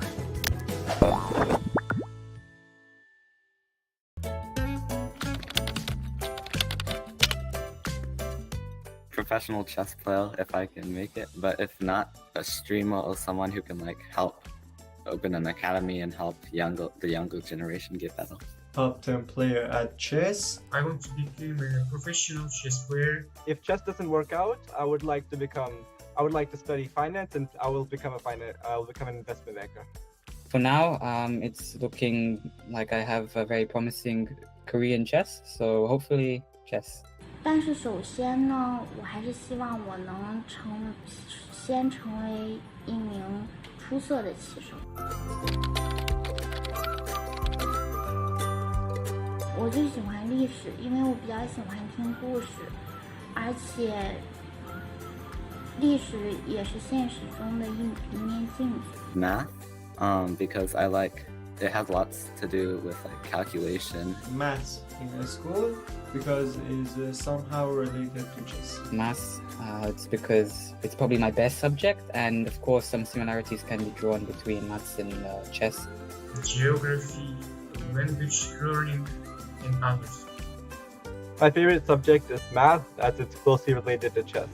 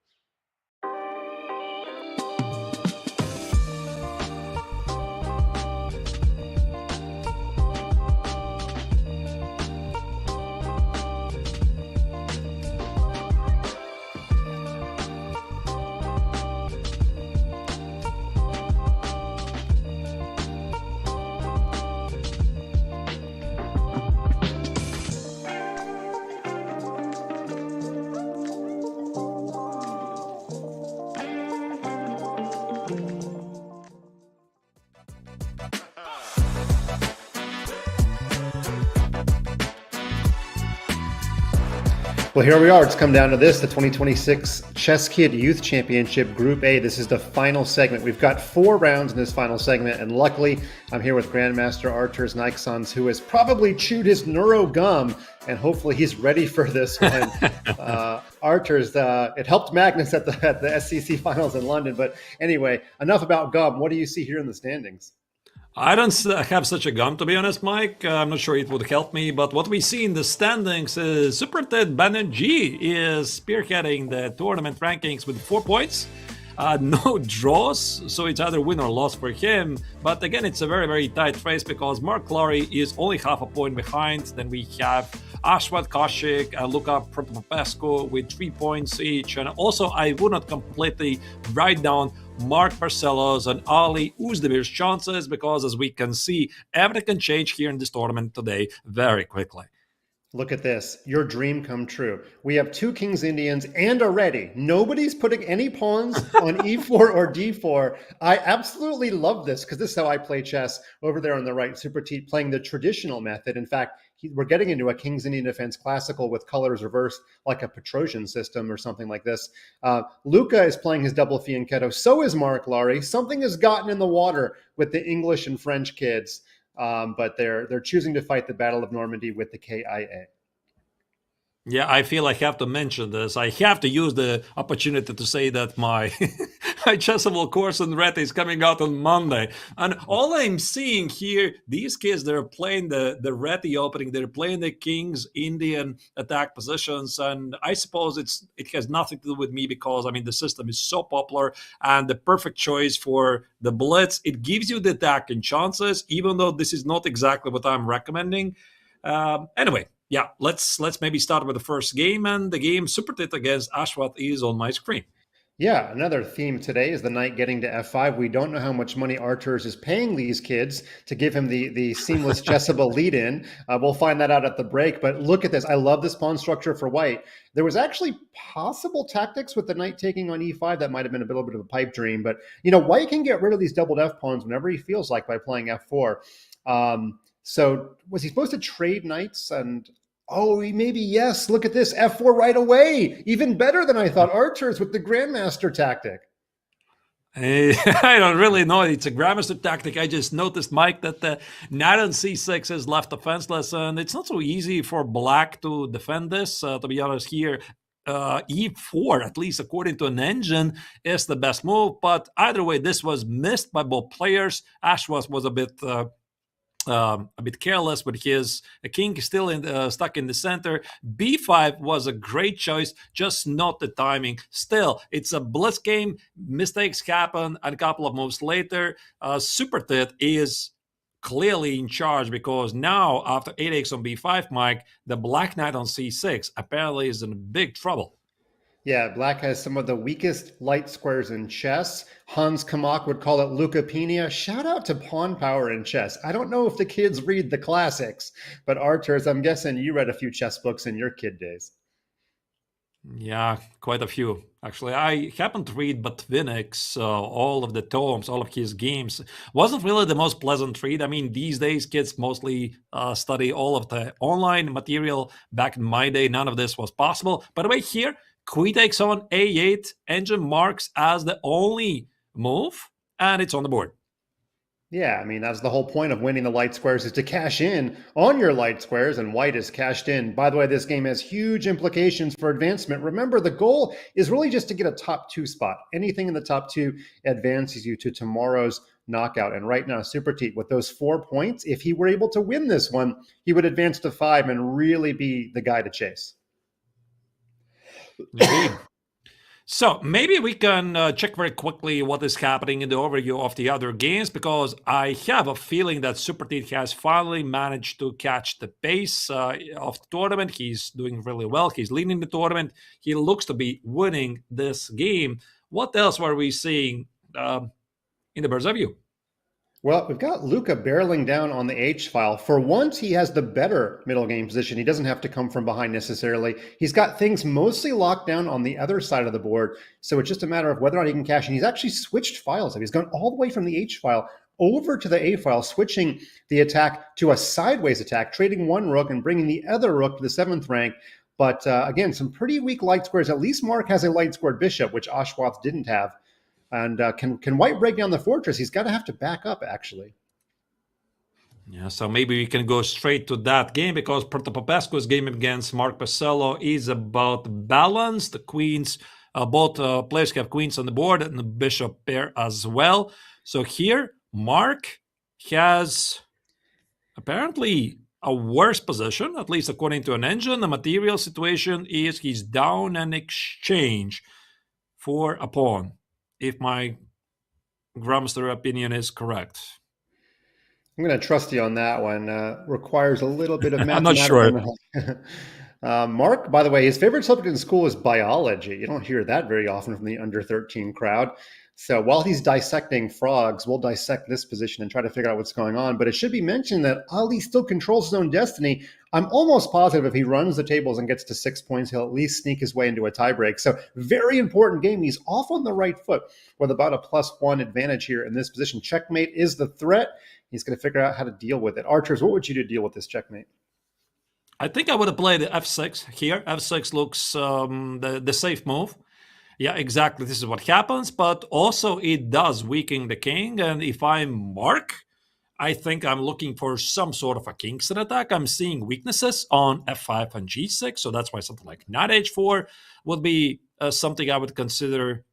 Yeah, we'll see. 24 seconds only for white, though.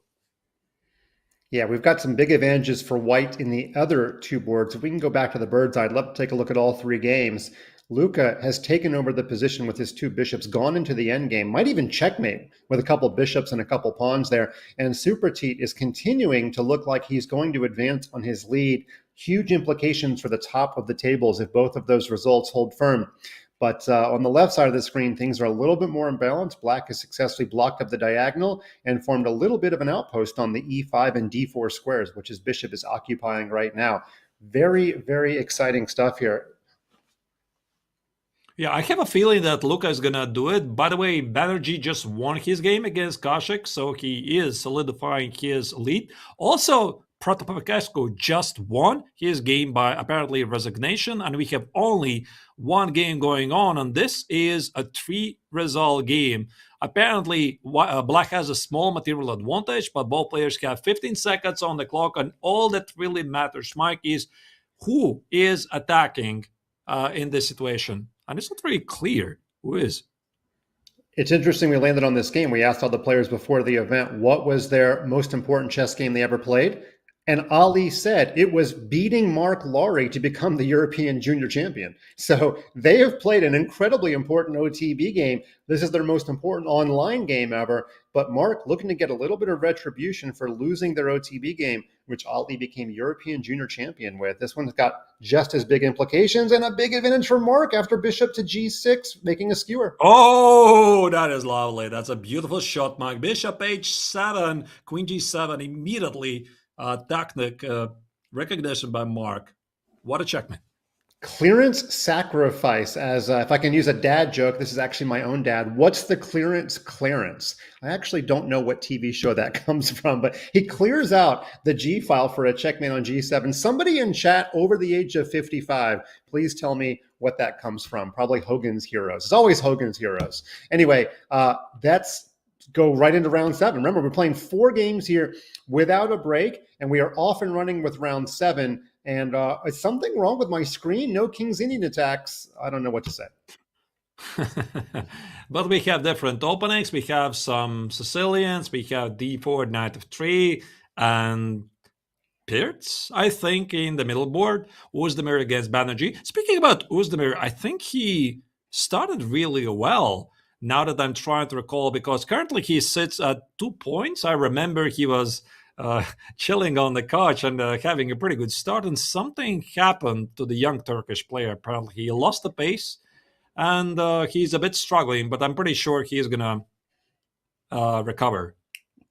Let's hope so. And even if he doesn't qualify for tomorrow, all of our Turkish chess fans fear not, because Judit Erdemir, the youngest player ever to become 2,500 and 2,600, is going to be playing in 2 weeks in the under 16 division of the same championship. March 7th, set your calendars. We've got Judit, we've got Fausti, we've got Andy Woodward, the defending champion. Recall that it was actually Judit Erdemir who won both sections of this event 2 years ago. He won the under 13 and the under 16, and his countryman is trying to continue that Turkish tradition here. He's going to have to hope to win all of his games and hope that an even score qualifies. It's going to be an uphill battle, but Marc's got a big advantage on the left side of the screen in the Battle of Marcs. I should say Barcelo has an advantage over Lowry in the Battle of Marcs.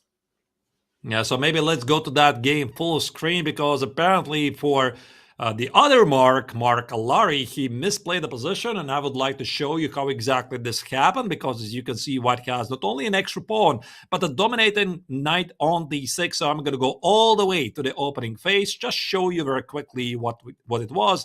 It was the Sicilian knight c3, bishop b4. Okay, I know this to be a bit dubious choice, but I mean, in a blitz game, element of surprise is definitely a very important element. Takes, bishop retreats, bishop f8, bishop d3. White has a commanding lead in development. Only move knight c5, queen f3. Rook b8 was a bit slow. Queen g3, knight b5, c takes on d3, and oh, this is starting to look really, really terrible for Marc, who is playing with the black color, because f6 just exposes the king. The rook on b8 is in trouble. Hence, he had to go for bishop e7, queen g7, knight e6, and this is how we got to this position. Yeah, the bishop on f8 was doing triple duty, trying to protect the queen on d8, guard the d6 outpost, and guard g7. That was the linchpin in the defense. And once White realized that trading the dark squared bishops would give him access to all the dark squares, that's really what has turned the table here. We have a dominant knight that White's not going to trade for anything in the world. We've got a backward b6 pawn. Looks like White's also just up material. So everything is going White's way here. If Marc can convert this, you know, he's still got an outside chance. If he gets 3 points, he gets to 5.5. It's a +1 score, and you never know. But Marc Lowry, trying to protect his qualification spot, he currently sits in the second spot all by himself, with Supratit still protecting his lead. Supratit still not having his first draw yet. So what's going to happen in the Battle of Marks? I don't know. One thing I know for sure, Mike, is that Marc is going to win. Yes, you can mark that on your calendar. Sorry for that. I apologize. All right, so the game continues. Maybe we are mistaken. The game's just going to finish in a draw. So White has a couple of extra pawns at the moment. Looks really good. So maybe let's go back to the bird's eye view and see what else we are missing in the other games. A lot of action is happening. So maybe we're going to start with the middle board. Özdemir against Banerjee. By the way, this could be a pretty big upset in terms of the tournament rankings because Banerjee is in trouble with the black color. And Özdemir, just as I said, he will definitely recover. Maybe this is his comeback for the tournament. I don't think he can qualify for the final stage anymore. But at least in this game, Mike, he's doing really well. Absolutely. The parents of the other 4 kids are all becoming big Ali fans right now because if he can beat Supratit, he brings Supratit back to the field and he helps all of the other kids potentially catch up. Right now, they've all been chasing Marc Lari's spot, but they would also be chasing Supratit's spot if Ali Özdemir is able to convert this. And over on the right side of the screen, Luca is sitting all alone in 3rd place with 4 points. And Luca, he's been behind all day, and he has shown incredible perseverance, but he once again finds himself in a losing position. But again, he's been down 2 queens and saved the game in this position, though he's not even down 2 queens. So better than before.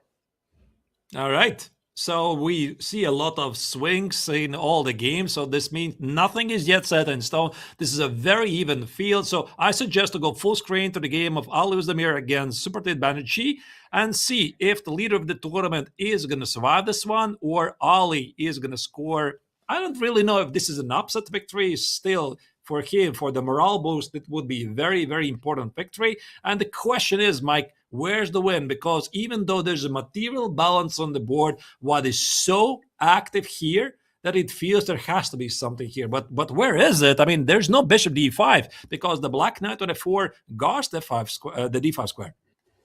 And a quick reminder that if the clocks continue to tick down, as they inevitably will, Ali just gets better and better. He has a 2720 Chess.com bullet rating, the highest of anybody in the field. So if anybody's going to feel comfortable as the clock ticks down, it's going to be him. But he's actually got a nice time advantage even as we speak. So I'm not really sure what's going to happen in the result of the game if this exchange is going to be enough. But Ali, better on the board than over the clock. It's an extra exchange. I was only counting the pawns on the pieces. I realized you're right. You're right. Of course, it's an extra exchange after all. So that's why I think that here Ali is looking for ways to simplify the position. I love the move King H1. He just moved the kings from the harm's way against any checks whatsoever. But Supratit is fighting, but he's in big time scramble here. 5 seconds, and his king is quite weak. White is actually better on all 3 boards. We have kings running to h4 on some boards. So at least Supratit's king is sitting nice tucked away at home. And Ashwath does complete his win against Luca. That really hurts Luca's advancement chances, but it jumps Ashwath back into the mix. Ashwath probably needed to win his final 3 games to have a chance, and he gets the job done. Watch out, knight g3. Watch out, knight g3 here. Knight g3, this is getting really, really tense, and I think that black was getting some realistic chances. Rook takes on f3. He drops the knight on f3, and suddenly black is just winning. I mean, it's total chaos on the board, Mike. 5 seconds for each player, son. Ali just blundered the piece, but I mean, of course, the game is still going. Queen c6, rook e8 is a big threat here. Rook f1, another blunder. No, it's not a blunder. Yeah, I can't follow the action. Bishops are famously not able to guard each other, which is a big weakness in time scrambles because you can often skewer them, even if the queens trade. Now, the bishops should, of course, still win this position, but you got to be a little careful. Keep the bishops guarded. That would be number 1 advice when you are playing with the 2 bishops. And the bishops and the pawns should just march down the board inexorably. Let's see, though, if black can get the job done. This is a bit quite unfortunate for Ali because he was playing such a fantastic game, but Supratit shows why he's the tournament leader. He capitalized on this moment, and now I think, yes, he wins. He wins on time. He had a winning position. Unfortunately, a heartbreak moment for Ali, but he is fighting until the very end, and that's the sport for you. That was the biggest sigh we've seen on camera. I think Supratit knows he got away with one there, and look at that. He is almost qualified. I would probably say that mathematically, if he scores one out of his next two, he would almost certainly qualify. He may not even need that. Maybe even a half point is enough. He'll be going for two, of course. But Marc Lari jumps up to 4.5. Actually, I'm sorry. Marc lost but stayed in second place. Apologies about that. Marc managed to lose and keep his qualification spot with 2 games to go. But Ashwath jumps back up. He's going to challenge. Luca actually lost, but didn't lose any ground on a qualification spot. So that was a pretty wild round. Marc had every reason to think he'd lost his qualification spot with a loss, and yet he didn't. There we see the pairings for our next round. Yeah, totally wild stuff. And one of the maybe the critical games of the round is going to be Luca Protopopescu against Supratit. That's the game we definitely want to see. Maybe also a chance for the peloton to catch up with the leader. Also, we are going to follow the other games very closely. The games are about to start. The big question is, how many Reti games, how many kings in attacks or Sicilians we are going to see? It seems that the Caro is gone off the menu. Nobody's playing it anymore. We have Retis and we have Sicilians. I called it. Yep, you did. It was a pretty good thing to call. And nice shout out, a nice biking term with Peloton. After all, we do have 2 Frenchmen here, 120 days till the Tour de France starts. I just made up that number, but I'm not off by much. We've got a Frenchman currently in the second place, Marc Lari, on the far right side of your screen. And he's gone back to a little more traditional already with D4 and C4. Basically a Catalan, I guess you'd say, is what he's playing. I've still got nightmares of it being played against me by Alex Vaitkevich back in the day. But look at this middle board. We looked at the E6 pawn sack earlier in our broadcast. Now we have the reverse. We have an E3 pawn sack. Arturs, talk us through that idea. I mean, it's changing so quickly here, and I think they also feel the weight of this game, Mike, that this game is all about business, and it's immediately war. I mean, E4, E3, this thematic pawn sacrifice, go after the king, and Supratit is not going to go for a quick draw, to solidify his lead and chances to qualify for the knockout. No, he just goes for a big fight here. But let's go a bit from the beginning. You're right, Mike. I think it deserves a bit attention. This Reti opening, B3, E5, E4 here. E3 is a very, very common pawn sacrifice in these positions. As a matter of fact, I think we already saw this only from the white's perspective, one of the previous games.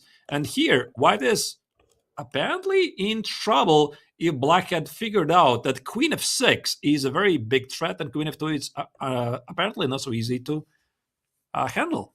Yeah, we'll get that on the screen for you pretty quickly there. But the main point of what Arturs is saying is that when you sack the pawn, you're not even trying to necessarily get it back right away. You can just double the pawns and take advantage of the weaknesses later in the game. So we'll see if we can get that analysis board up for you in just a moment. But very, very insightful. And what I love is what you said at the beginning, which is that Supratit is not necessarily playing for a draw. Could you walk us through that again? Yeah, I'd love to see that again here. Yeah, like sorry, I didn't realize it was not on the big screen. As you can see, knight g4, knight x on e3 is threatening. It's a very common pawn sacrifice. Rook e8, e4. Apparently, black could have played queen f6 with a very big advantage. But again, we have to remember it's a blitz game. Of course, Supratit has to complete development. He has sacrificed the pawn. Anyway, it's a really wild game. Black has sacrificed the pawn for the initiative. And this is the current position, as you can see. Wow, I love this stuff, Mike. C5, B5, both players are going after the opponent's throat, trying to checkmate. White is trying to do exactly the same thing to the black king at the king side. But I have a feeling, Mike, that Supratit is a bit faster. Yeah, he does seem to be that way today. Now, last time he played in the ChessKid Youth Championship last year, he was actually trying to mix an over-the-board tournament and rush back to play the ChessKid Youth Championship. So I'm so glad that this weekend has fit a little bit better on his calendar. And you can see he's got the energy and the focus to play quickly. And he's going to punch his ticket if he wins. 7 points, I don't think anybody can catch him, let alone 2 people catching him. So it's looking very, very good here for Supratit. He had the perfect round 8. He was up a point. Now he's up a point and a half because he won and all of his chasers, all the right chasers lost. So it's looking really, really good. Now, Arturs, at any moment in this game, do you think that he'll he'll think about consolidating, or you think he'll continue to play very aggressively? Whoa, he just lost all of his advantage. Ooh, there's some tactics. There's some tactics alert. E5 apparently here is a very strong move. This is not so easy to miss. And of course, I mean, when you play a blitz game, I think even a very strong grandmaster could miss it. I'm just going to go back for a moment here. Here, there was this opportunity to play E5. The engine says it's screaming for this move. The point is, you can see it exposes the rook on B7. E takes on D5, queen takes on D5. But I mean, knight f6, once you see knight f6, you're just not looking for anything else. And by the way, Luca is still doing great. What a turnaround. Yeah, E5 was super tough to find. By the way, chat, assuming Supratit qualifies, who do you think is going to finish second? Let us know in the chat, because we have a big chase group. Marc Lowry, Luca Protopopescu, Ashwant Kaushik, even Marc Barcelo, I suppose, has a chance. So let us know in the chat who you think will qualify, assuming Supratit. But, if you think Supratit's not going to qualify, you can let us know that too. But who are the Supratit haters out there? I don't want to know who you are. I think Supratit's an awesome kid. He's come to our chess fest a couple times. He's been playing fantastic chess so far, and also he is if I'm not terribly mistaken, the highest rated player on Chess.com when it comes to 3-minute blitz. It was 2780, right? So he shows his skills. He shows it's not an accident here. But speaking about Luca, he just sacrificed a pawn. How about that, right? So he's only 9 years old, and he just played in the blitz game, Mike, E5, a positional pawn sacrifice to put the knight on E4, play knight E6, and I don't think it's even based on any calculation. It's just a very good feeling that the knight on D6 is standing fantastic. Yeah, what's funny, Arturs, is that earlier in the game, in the opening, Supratit sacked an e-pawn to double his opponent's e-pawns. Now Luca has no e-pawns. He sacked a pawn to double his opponent's e-pawns. I don't think I've ever seen that in a game. Your opponent sacks the pawn to double your e-pawns, and then later in the game, you sack a pawn to double your opponent's pawns on the exact same file. That is just a super weird thing. I don't know. Maybe it'll show up in Tim Krabbe's Chess Curiosities website one day. Shout out to Tim Krabbe for that awesome website that he used to run. But we are back to the real and back to chess. And we do have a win, by the way. Marc Barcelo converted his win against Ali Özdemir, and that is important for his chances, but I don't know if 5.5 is enough to qualify. He's going to give it a go, though. He's up to 4.5 on the day. A big result coming here because Supratit Banerjee is in trouble and his king is exposed. I think knight takes on h5 is a move. Knight d7, I think it's actually a fork here. And Luca finds it. And this could have major implications on the overall rankings. But of course, Banerjee is not going to give up just like that. Knight f4 is a very good practical resource. Try to shelter the king. If he collects a pawn on f7, maybe he has a chance to save the game.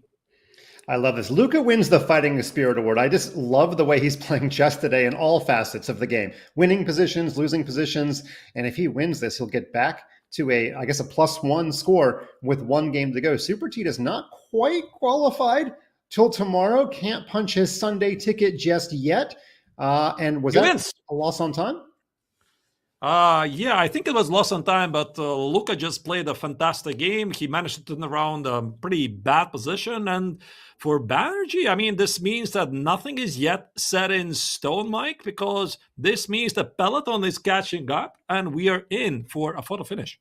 1 game left. Marc Lowry against Ashwant Kaushik. Marc's currently sitting in second place. Luca has helped the field a lot. Actually, I'm not even sure if the field likes that Luca won. Maybe they just wanted to, give away 1 spot to Supratit. But anyway, in any case, Supratit, let's do some math. We haven't quite qualified yet, because if Marc is to draw or win, let's just say that happens, then several kids could catch Supratit, and we have a draw, which means we have 1 round left. It's all going to come down. There we see Marc. I think he's a little disappointed in the draw there, but he's still looking pretty good for qualification. Supratit is not yet qualified. I'll have to take a look at the pairings, but unless Luca and Marc are playing each other, in which case, oh my goodness, it's so tight. I mean, theoretically, even Ashwant Kaushik can make it to the top 2. I mean, it's so close. I mean, 5 players out of 6 have very realistic chance to make it to the qualification stage, and the final round has officially started.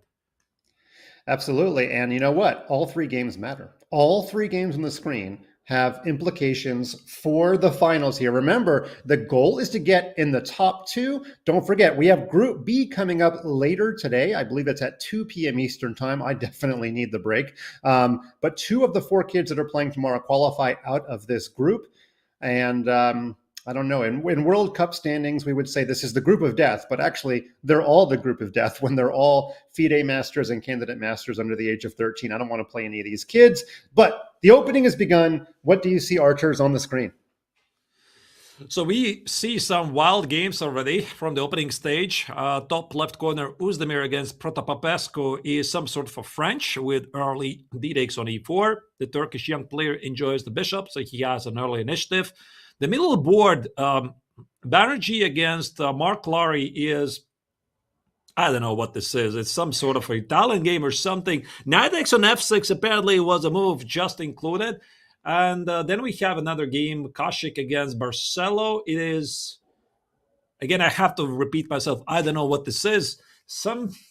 I have no idea what this is, to be honest. But it's fun. It's exciting. And if I would have to select one game, Mike, that will be, again, Banerjee's game against Marc Lary, because I have a feeling that this game is going to be super, super critical for the overall rankings, because Marc, at the moment, even though he's doing not so well according to an engine here, he's 1 point behind the tournament leader. If he wins this game, this means he catches up with the leader, and then it's just totally insane what happens with the rankings. I think we might essentially have something like 5 people tie or something for the first place or something. Probably never we have seen this in the history of ChessKid's championships. Okay, I'm sure our game ops team is getting nervous that we didn't put in a rule. If 5 people qualify, we have to play a massive tiebreaker. But I do have the tiebreakers on my screen, which are so messy and so dependent on the number of kids that I'm only going to read them if it matters. I want to focus on the chess. I may have to put on my thinking cap here. This is from the Speed Chess Championship Finals. Wait, you know what I can do? While the action's getting good, I've got my Speed Chess Championship scarf to wear there. So okay, I need it. Flexing. Yes, I got I'm flexing. Okay. But on our screen, Supratit, I think he's going back to his King's Indian attack. Now, here's an interesting question. Do you think Supratit is aware that a draw advances him? That's actually a pretty important thing to know should he ever find a way to force a repetition. I believe he does. I think these kids are professional enough to keep in mind what their place is in the overall standings. Also, we have to remember, Mike, is that he just lost the previous game. And it's something that sticks in your memory. So Supratit has been playing a fantastic tournament. At the very beginning, he had a bit slow start, then he recovered, then he managed to lead the tournament by a sizable difference. Now he lost this pretty painful game against Luca Protopopescu, and everything is going to come down to the psychological level, I suppose. How do you feel at this moment? So these are still kids. This is something we have to understand. They're very emotional. And I think that no matter how it finishes, all of them, they're winners. They're playing fantastic chess so far. And it's just, we have the privilege to follow it live. And I'm wishing the best to all of them. Even if some of them, they're not going to qualify and they're going to be disappointed by the results. Their parents, they're watching this tournament right now. So, yeah, it's going to be fun. Well said. We've been joking all the time that we should be scared of these kids because they're so good, but I really want you to be inspired by these kids and what kids are able to accomplish. Now, Marc is trying to accomplish a win here because if he wins, he'll actually jump into a tie with Supratit. And then if Luca were to also win, we'd have a 3-way tie for only 2 qualification spots. And yes, we do have a tiebreak procedure for that. But in any case, that's the big deal. Knight takes e5, though. That was not an absolute pin. That was a relative pin. Both queens are hanging, which means I need some grandmaster help on this one. Apparently, Knight X on e5 was working. Maybe let's go back to this position in a moment. So here after rook e1, Black has this very unpleasant pin here, but he had to be very careful. Queen d5 apparently was the only move here for Black to stay in the game. He played queen d7 and Knight x on e5. As you can see, Knight x on e5 allows White to take queen takes on h5, so that's why Black doesn't really have a choice. Takes on e2, takes on d7, bishop takes on f1, apparently is a miss. And here it looks like Supratit is in charge of this game, Mike. He currently has 2 extra pawns. However, his clock situation could have been a bit better. Yeah, I want to quickly flash the standings on for like 3 seconds just to remind you of what's at stake here. Supratit, if he wins or draws, he absolutely advances because he gets to 6.5. And then Luca is on 5. Luca is actually successfully defending his position. We'll try to get you the standings on the screen in just a minute there. But Marc Barcelo is actually winning, but he needs help. If he wins, he'll only be at +1 for the tournament, and he will need some help from one of the other players there. We're going to take a look at the bird's eye of all 3 games going on the screen, and I don't even know where to go. Luca is in trouble, though. Luca was doing fine, but his king side has been invaded by Ali Uzdemir, who keeps on playing the role of spoiler, but Ali only has about 10 seconds left. Luca has an extra minute. He's been the faster player all day. Yeah, but watch out for this attack. I mean, this is going to be really crazy. So Luca has extra time, and the clock position is really precarious. Uzdemir is creating troubles for the leaders. And also we have Koshik's game against Marc Barcelo. It's about even. It's going to be really tough to choose. Still, maybe let's stick to the game of Banerjee against Laurie and see where it's going to take us. Apparently, Supratit's move, knight f5, is a mistake. However, I feel he has got everything under control. Yeah, So I really here, don't know which bishop games to d4. look at here. Yeah. So here it seems that Supratit still is doing everything just fine because he's down an exchange and he has beautifully connected pawns in the center. There you go, king e4. Do not forget about your king. And I think at some point he's going to be pushing these 2 pawns forward. There goes the e-pawn. Remove the bishop, play d5, d6. And for Marc, he needs a miracle here. He does. He needs to score something, or he could absolutely find himself on the outside looking in. I mean, a 50% score is probably not quite enough. And yeah, typical position here. You're going to put your pawns on the opposite color of your bishop. White is totally winning. There's going to be a checkmate once you promote. It was mate in 1 on the promotion. And there you go. It is game over. And we have a winner for Supratit. Supratit definitely advances till tomorrow. Supratit, don't make any Sunday plans. They're going to be joining us for more chess. And that might send Marc home. Oh! Marc's going to need a lot of help. Makes a stalemate! Oh my goodness! A stalemate at the end. He can't believe it. And look at this. Luca calmly walks away from the board. This might mean actually that Luca makes it to the qualification, does it not? I mean, this is such a heartbreaker for Ali. I mean, he's been struggling in the tournament. He needed this victory at the very end. But what a save by Luca. He was just playing it out by spite in the very end. And actually, if we check the standings, what kind of miracle draw this was, Mike, because you can see this miracle draw by Luca Protopopescu against Ali means he's tied for a second place against Ashpak Koshik. And this means there's going to be a tiebreaker. Oh my goodness. Ashwant was tied for 4th going into the last round, but wins the final game of the round. We do have a 2-way tie for 2nd place, and because that is a qualification spot for tomorrow, guess what? We have some bonus chess, and it might be a good time. It might be the best time for me to tell the viewers about the tiebreak procedures, because what's going to happen is we're going to have 2 games of 3+1, and the child with the higher tiebreaks gets to choose their color in the first game. If we're tied 1-1 after those 2 games, we will play an Armageddon bidding match with a base time of 5 minutes. Of course, like all Armageddon games, there will be no increment. Heartbreak for Marc Lari. And just to tell you the funniest stat of the day, Luca has twice been in chess games today where his opponent has had 2 queens and he has had 0, and he's made 2 draws. So what to do when you're losing? Never resign. Never resign. And of course, in the final round, he needed that half point. Imagine if he didn't get the half point, we'd be done. We'd be saying our goodbyes. But we have more chess to play between Ashwath and Luca. Our game ops team is going to get those kids apprised of the rules. I'm not even sure that they know what the rules are. But Supratit, you get to be in chill mode. Okay, you get to sit back and scout some of your competition for tomorrow. We have more chess between Singapore and between the youngest ever 2200 in the history of chess, our 2nd youngest player in the tournament, the Frenchman Luca Protopopescu. Arturs, what a day, and we're not even done with the opening group.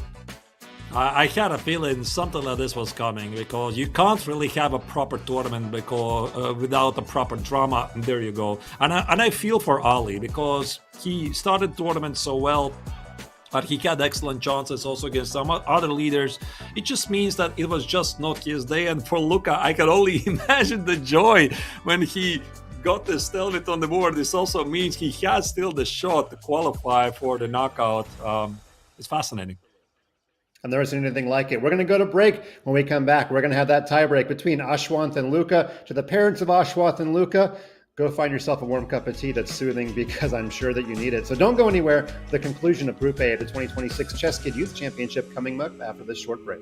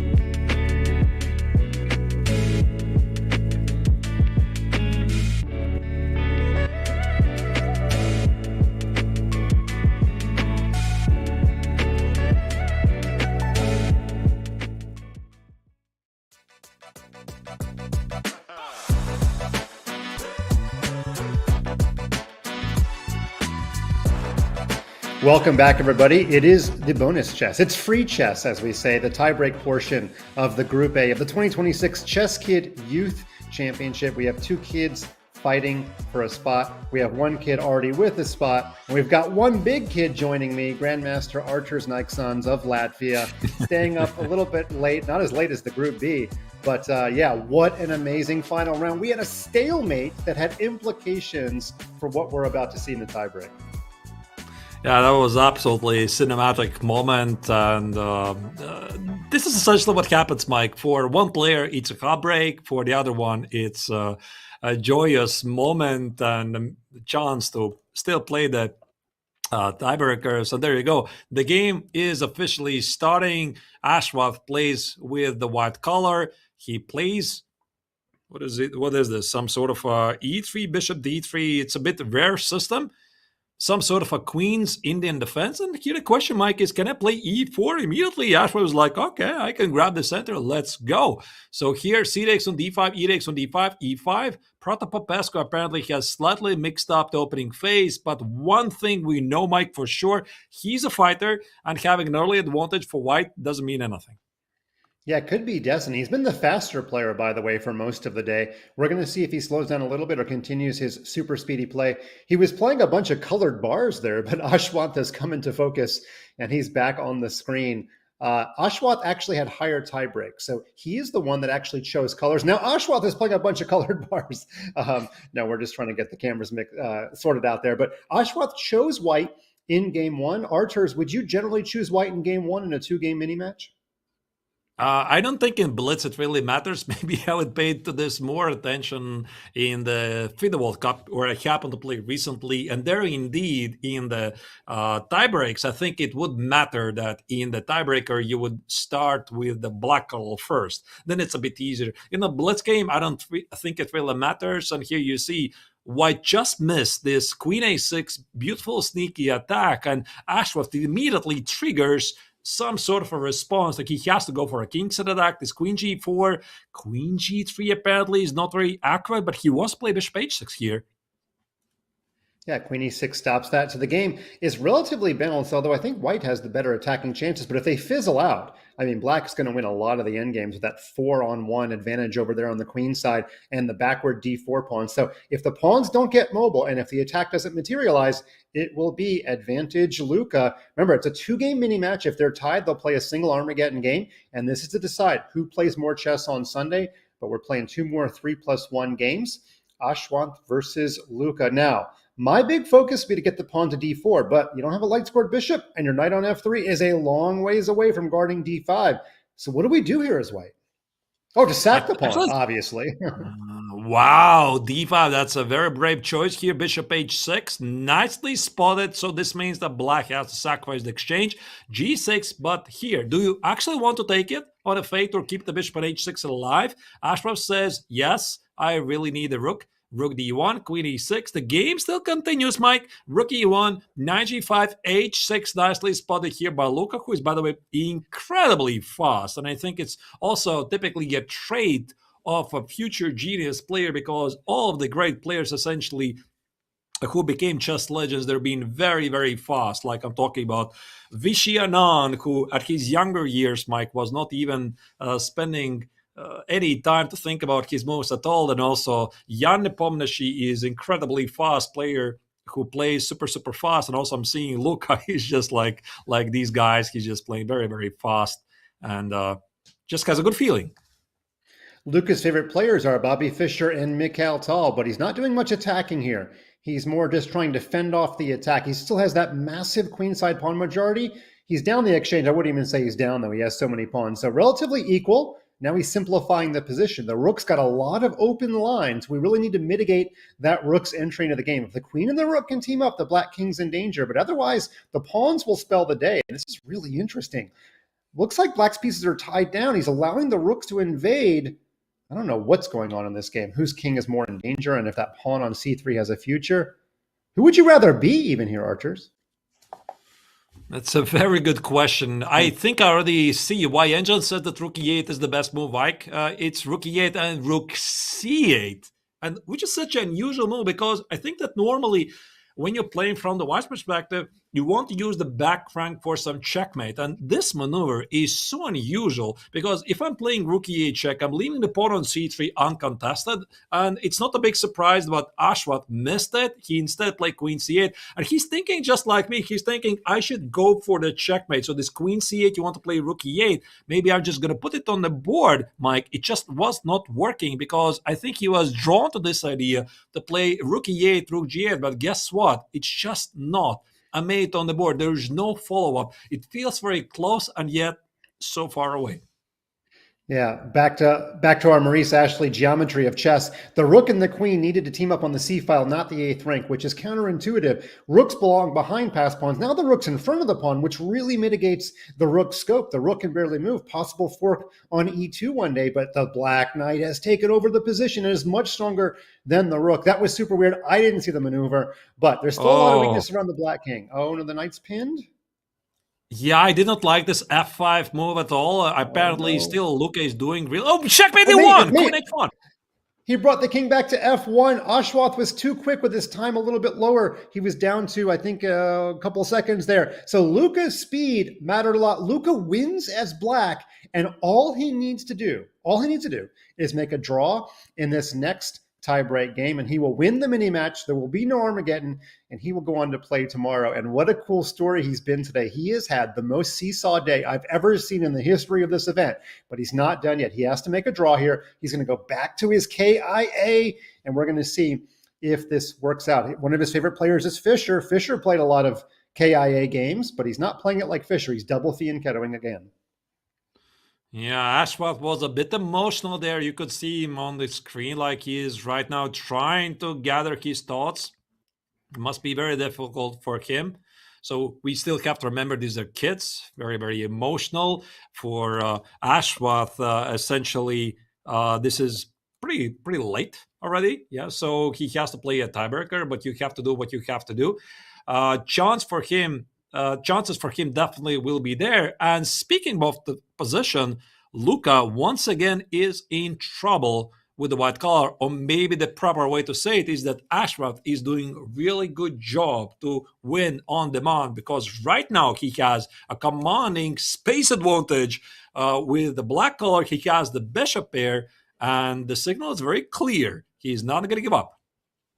He's also playing a little bit faster. The hard part in these positions as black is which pawn do you push and when, because right now you're not letting any of the white pieces in the game. He actually pushed a lot quicker than I thought. I thought he was going to slowly build up and get both rooks in the game, but he goes ahead and he plays the move e4, and guess what? We've been talking about wanting to play on Sunday. It is almost Sunday for Ashwath. In about 60 seconds, it will be Sunday in Singapore, assuming he's playing from home. So it is late, but I have no doubt he's got the energy to play this game.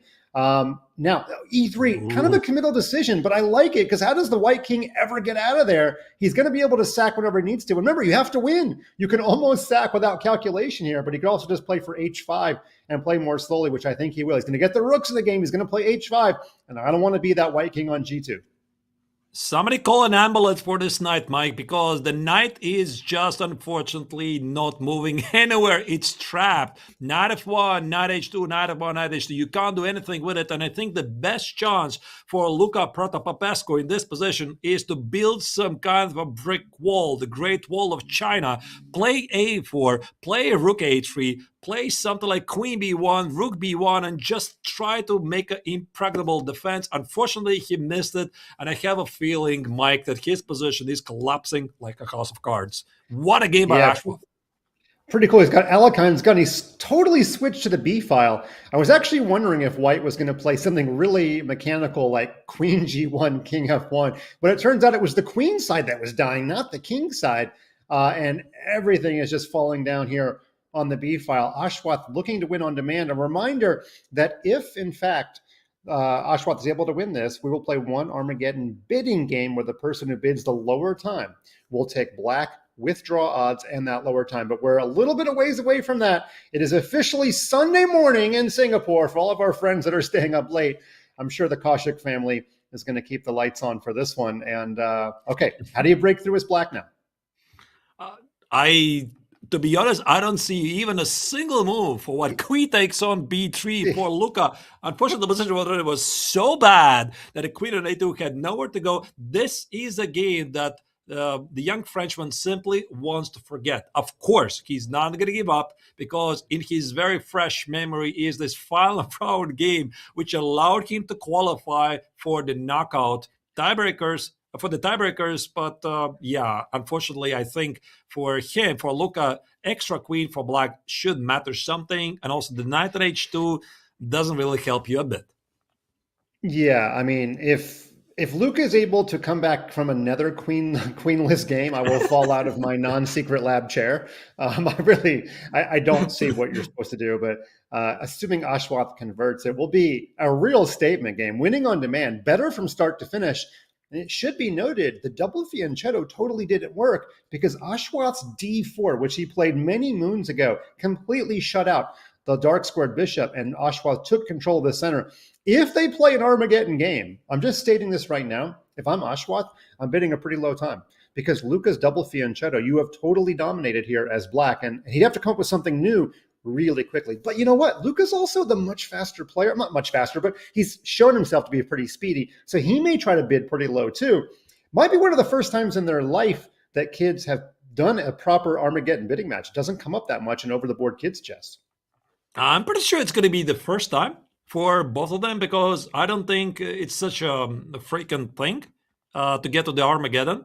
I don't think I even have played any Armageddons myself, now that I'm thinking. Like in any tournaments, usually there's an open tournament or which ends whichever round we have.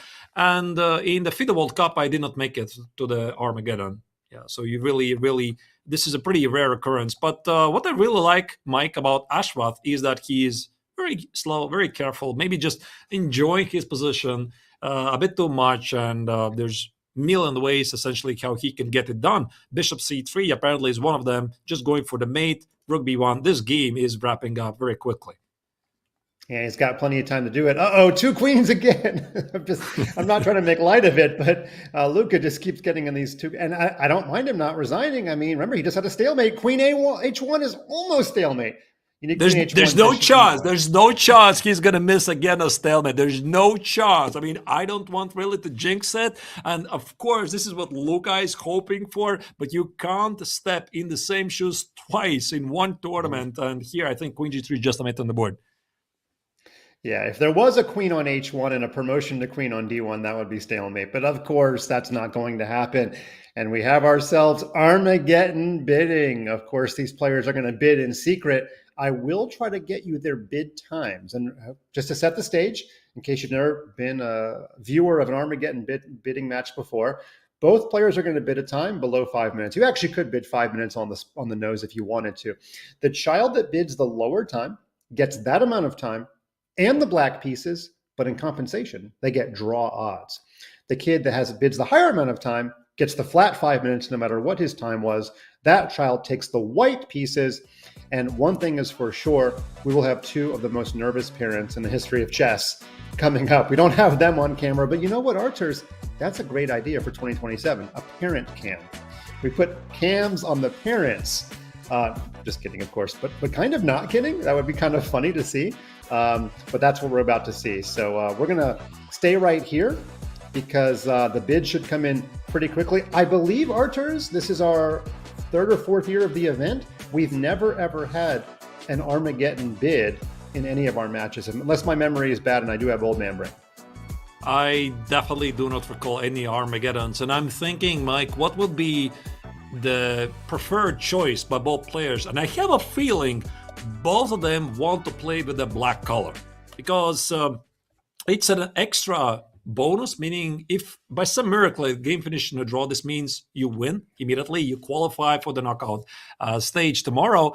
And for example, Luca is incredibly fast because he doesn't need his time at all. He's going to play fast anyway, so he gets like 3 minutes on the clock, he gets 30 seconds on the clock, he's going to be blitzing out very quickly. Ashwath also has increased in his speed, at least in the second game. In the first game, he was a bit lagging behind, so I'm very curious how they're going to bid, but I'm pretty sure both of them, they want to play with black.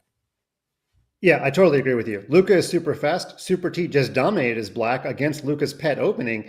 I think any bid in the high 3 minutes is about where you should go. You started getting into the low 3 minutes. Remember, no increment for Armageddon. That's a little bit low. And if you bid below 3 minutes, you're just so unbelievably confident in your blitz abilities. But I believe we're going to see 2 bids between 330 and 350. I'm just kind of making a guess here. I'm not sure these kids have ever been down this road, as Archers said, but it's going to be fascinating to see. And by the way, no matter what happens, after our second qualifier is determined, we are going to come back and do an interview with our winner, Supratit Banerjee, FIDE master from England, who he's the hero of the tiebreak because he's been sticking around to watch all this. We're actually going to go to tiebreak because the bidding procedure, we're going to go to break because the bidding procedure, we're going to go to break because the tiebreak has been so complicated. We want to isolate that, make sure the players understand the bid. That's the most important thing. So we're going to go to break. When we come back, though, we will have our Armageddon bid match. We'll bring you the times and we'll bring you the final part of Group A action, 2026 ChessKid Youth Championship. See you soon.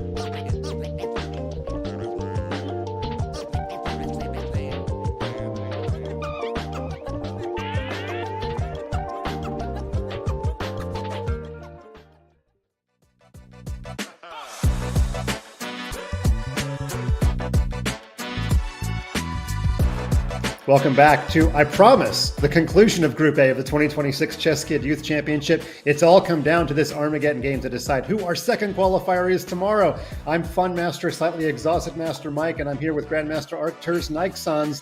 And Arturs, we have the bid times. Do you want to announce them? Maybe you go ahead, actually, Mike, Okay. because I'm looking at the numbers. I'm trying to figure out how exactly the gutter is, so go ahead. Okay, well, the bids were about as I expected. Ashwath bid 3 minutes, 51 seconds, but Luca bid 4 minutes and 15 seconds. So because Ashwath bid lower, he's going to get that amount of time. He's going to start with a 69-second disadvantage. He will get 3 minutes, 51 seconds on the clock. Ashwath will also get black, but Ashwath advances in case of a draw. So Luca gets the full 5 minutes. He gets the advantage of the white pieces, which weren't exactly an advantage a couple minutes ago, but he must win. So this is where chess gets fun, because essentially there are no draws. There's only two results possible. White wins and advances, or white doesn't win and black advances tomorrow. We have a Sicilian. The opening has been changed up. Luca's not playing the KIA, and that means we have a new opening and a battle for second place. I love it, Mike. I mean, it's essentially a game where you need a draw with a black color. So what do? You just play casually the Sicilian defense. I really like it as a statement. And by the way, this is a highly theoretical line. Black knows what he is doing. So maybe let's just first see where the game is going to take us. But I have played this line a couple of times from the White's perspective. It seems that White is controlling those dark squares, but when you switch on the engine actually says that the position for Black is very much playable, and Black is thinking about organizing some sort of a queen set attack with eventually b5, b4, and I think it even ends like this. If White plays a4, tries to stop the b pawn advancement, then Black plays it anyway. f4, knight e8, smoking out a queen, and that's the position we have right now. I love that we're seeing this, and Black is, it looks like Black's pawns are winning, but Black just hung a pawn. But, this is not the way you usually play when you only need a draw. But in any case, it is what we have on the board here. Black is not content just trading down and going to some sort of endgame. Black is trying to win in the middle game here. And remember, any perpetual check or anything advances Ashwath to tomorrow. Actually, it already is tomorrow. Ashwath, I would ask you how life is Sunday morning in Singapore, but you're too busy playing a chess game. White has this firm control of the outpost on d6, an extra pawn. The king is relatively safe. I think Luca likes what he got out of the opening, especially compared to what he just played in that 3+1 tiebreak game. Yeah, maybe we should go back once again to this moment when... Oh my goodness, what just happened? Oh no, he hung a queen! Oh my gosh, he hung a queen! Now, in Luca's defense, he's remained stoic on camera. You almost couldn't even tell that he hung his queen. He's been down the queen a lot today, but that is an unfortunate way for the Armageddon game to progress. It's not over yet, but whatever you wanted to go back to, Arturs, I'm sorry, because that took precedence. But look at the expression of Luca, and he's like, listen, I've done this a couple of times today. I've been down a queen. Here you go. I'm going to do it again. So I can really admire his composure that in this very critical phase of the match, in the game where you're doing really so well, you hung a queen, and he's just playing it on. So it's incredible. He actually could have played rook takes e6 in the position, but he would have only won a couple of pawns. And the problem is, if you're white, you're down so much material that you can't afford to dwindle the amount of material to just win a small amount. You have to save your pieces for a bigger tactic here. And that's probably why he did not play this rook takes e6 idea. So if we count the material, all he has is a knight in compensation for the queen. The pawns are equal, but knights fork. I don't have to tell anybody out there who's played Chess.com Blitz or Bullet. Knights like to fork. So he's going to want to keep that knight on the board for as long as possible. Maybe I'll go back once again to this moment, because it was so many crazy turn of events at this moment. Sure. So we have to relive these moments once again. It started right after the opening phase, where Luca had played a bit unusual line, Queen A3 after Black's knight E8. And here, Ashwath played b5 because that's the common move in this position. You want to play b5, you want to play bishop b7, complete development. He blundered, knight x on b5. As you can see, the rook on e8 remains defenseless. bishop b7, knight e6, queen d6, bishop c6. White is doing absolutely fantastic. Bishop c4. I wanted to praise this move, Mike, because it was showing a very good awareness by Luca, because he wants to protect the king with bishop b3. And here, after knight c8, I do not know what happened, because Luca had 3 minutes and 10 seconds on the clock. He was doing really well, and yet this bishop e3, apparently he just forgot that a queen on d6 is under attack by the knight on c8. Yep, very good summary about what happened there. But again, he's going to fight on like he's done all day. And the good news is that he's only 9 years old. He can actually play in this event in the same section for 3 more years. So we're not calling this game yet, but Luca, we definitely hope to have you back. You've shown, you've been kind of the most resilient player all day. But right now you're down a bishop for a queen. Your bishop's getting pinned, but you're still going to fight on. Remember, there's no increment, so that's a thing. You know, Ashwath is down to below 1.5 minutes here. So Ashwath can't just rely on that 1 second increment. Let's see his conversion technique. He's going to mop up a couple of pawns. And the nice thing about that is that you can now trade queen for rook and bishop after you win the G pawn and win rather easily. Not that that's the only way to win, but it is the old man way to win. It's the senior citizen way to win. But I think you should collect the G3 pawn first. Yeah, obviously the game still continues, and I think the only real chance for Protopopescu here is to flag the opponent. That's it, because unfortunately for him, stalemate no longer is going to work. He already did it once today, but in this situation, we have to remember that he has to win from the white's perspective, so that's why odds are clearly against him. And Ashwath is taking his time. He's very, very careful about the moves. Still, 1 minute and 1 second on the clock. Maybe a miracle is going to happen, but I don't know, Mike. Looks very unlikely, but Luca has surprised us today more than once. Yeah, if you're black, you could even take all the pawns and then trade rooks, and white technically doesn't even have checkmating material. Although I guess a bishop could checkmate, but we use actually USCF rules, not FIDE. And I'm not going to get into what I just meant by that last statement, okay? I think that black is going to win in a relatively normal way and not do anything weird, but down to less than a minute or so for black. Wait a second, does Ashwath know that there's no increment here? Does he know that? I feel I have to ask this question because he is being very, very careful, spending on average about 10 seconds per move. Yeah, that's a great question. I'm assuming our game ops team apprised the players of all of the Armageddon rules, but it is something to definitely watch out for, down to 35 seconds. But I presume he would take a peek at his clock at some point and he would figure that out. He's now up a queen and a rook for a bishop. It's a great idea, a great point, Archers. I think we're going to see checkmate before it becomes an issue. But we've seen some weird stuff today. Who knows? No, I think that's it. So with 28 seconds on the clock, Mike, he should be able to figure this out. Black can even repeat the position because for him, draw is just good. There you go. Rook d2 is incoming. b4.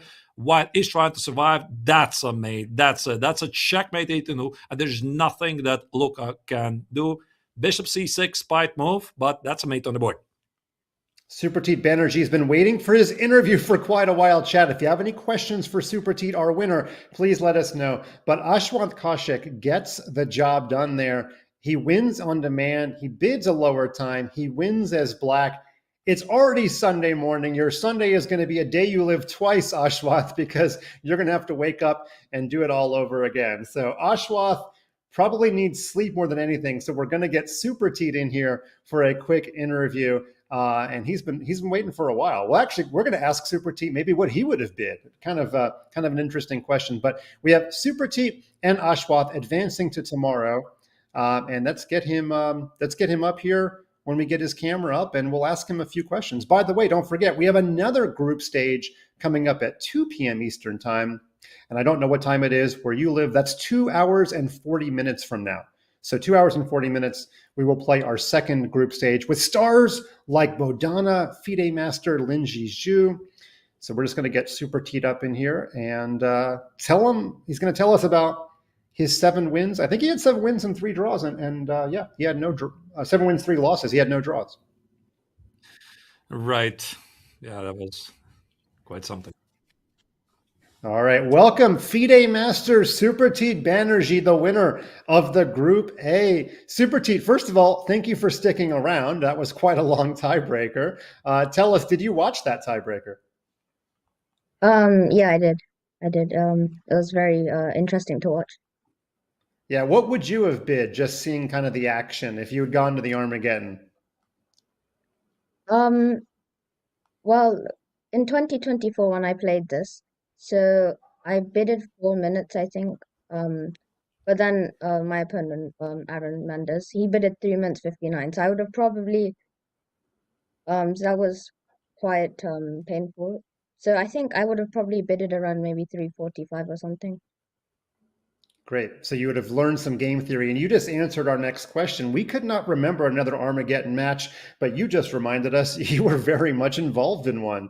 So that's pretty awesome.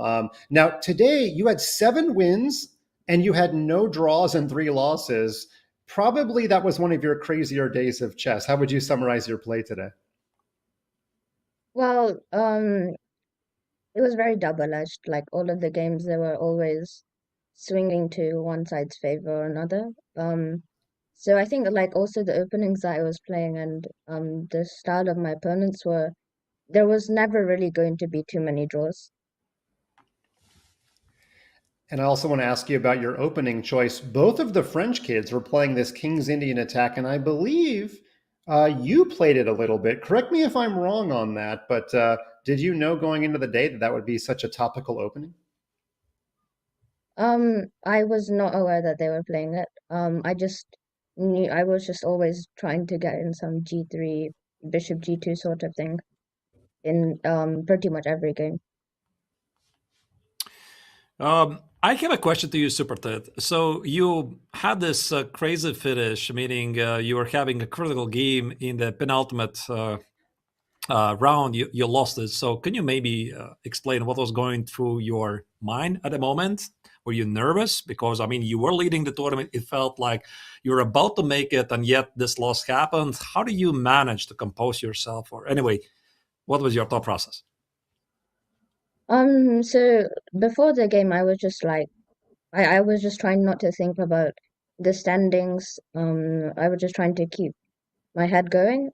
But then like the loss was very annoying, but and so it kind of went through my mind in the next game for the opening part at least.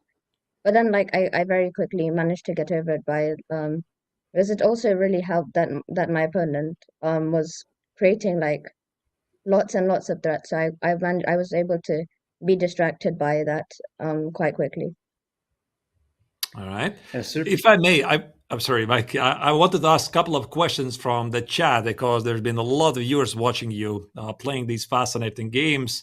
I'm going to ask a question perhaps from a chat. Krishna21234 is asking, what do you think is your biggest weakness or something that needs the most improvement or work?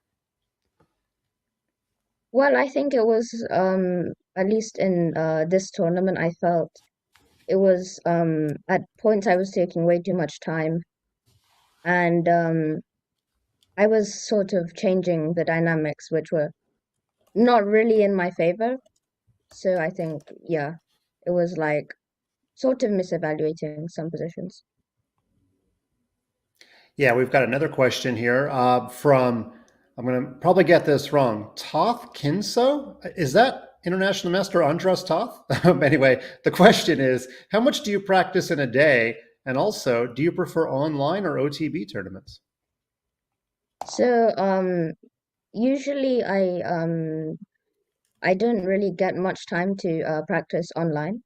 I generally play over the board more.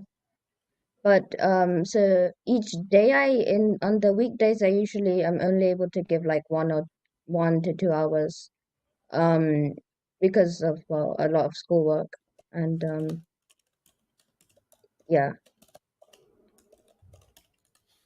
Okay, we've got one more question from chat. Arturs, why don't you go ahead and let us know what that one is? Yeah, the Nimza Larsener from chat is asking you if someone your age wanted to get better at chess, what kind of advice you would give to him?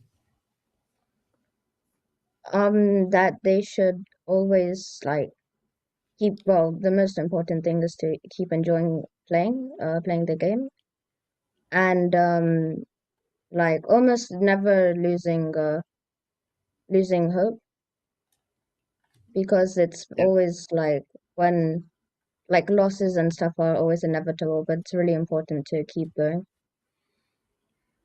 Absolutely. I couldn't agree more. And, I want to say that your 2300 OTB, your 2700 Chess.com Blitz, I think you're about 3,000 in interviews, Supratit. You're very good at explaining yourself. So I want to commend you for being such a young player. I have to ask you, now we hope to talk to you again tomorrow, because that means good things will have happened. But just in case we don't, your birthday's in 2 days. How are you going to spend your birthday? Well, I have school on Monday, which is not the most exciting thing. But I might go somewhere or dinner or something. Okay, I've just written to your headmaster. If you win the ChessKid Youth Championship, you get to take school off on Monday on your birthday. Okay, we'll see if my email gets approved or not, but that's the plan. FIDE Master Supratit Banerjee, winner of the Group A. You can feel free to watch Group B if you want, but no matter what, we're going to see you again tomorrow for the semifinal knockout. I believe you qualified last year, so you're kind of a veteran at this. And anyway, you've qualified in the past, I know that. And so good luck to you tomorrow. We appreciate having you on. Yeah, thank you. All right, that was fantastic. It's always great to see kids that are well-spoken. There is our final standings there. Now, it says that Ashwath has more points, but that's just virtue of the fact that he got some tiebreak points. Really, it was Supratit that got first place. Ashwath survived that unbelievable tiebreak against Luca, but Luca showed some great fighting spirit. And remember, he's only 9 years old, our second youngest player. And I want to thank the other kids that played today. Marc Laurie, Marc Barcelo, Ali Uzdemir all showed some great games. That was some pretty cool stuff. Archer, your closing thoughts on the opening action? Yeah, I mean, of course, big congratulations to the winners. Yeah, and also as a chess fan myself, even though I'm one of the commentators, it was really fascinating to see that there was the proper drama, stalemate. I mean, this is something that always keeps us to the edges of our seats. But also, I would like to say a big thank you to all of the participants, all the other players who did not make it. And also my heart is with Ali, because I saw his heartbreak when he missed his victory in the final round. You did really well, all of you, in this tournament. And big shout out, of course, to all the parents who are supporting the kids in their journey to become the future chess professionals, grandmasters, maybe even world champions. So your journey is only starting. So it was a privilege to have you here on the ChessKid Championship. Great, and we are not done, because in 2.5 hours from now, we're going to have Group B with other stars under the age of 13, headlined by Women's International Master Bodana Sivanandan, the youngest WIM of all time. She'll be playing along with 5 other stars from around the world. So I want to thank my co-host, Grandmaster Arturs Naiksons, my entire team, to the kids for playing some great chess, and we'll see you in 2.5 hours for Group B and to see who the other 2 qualifiers are going to be for Sunday's knockout. See you guys then.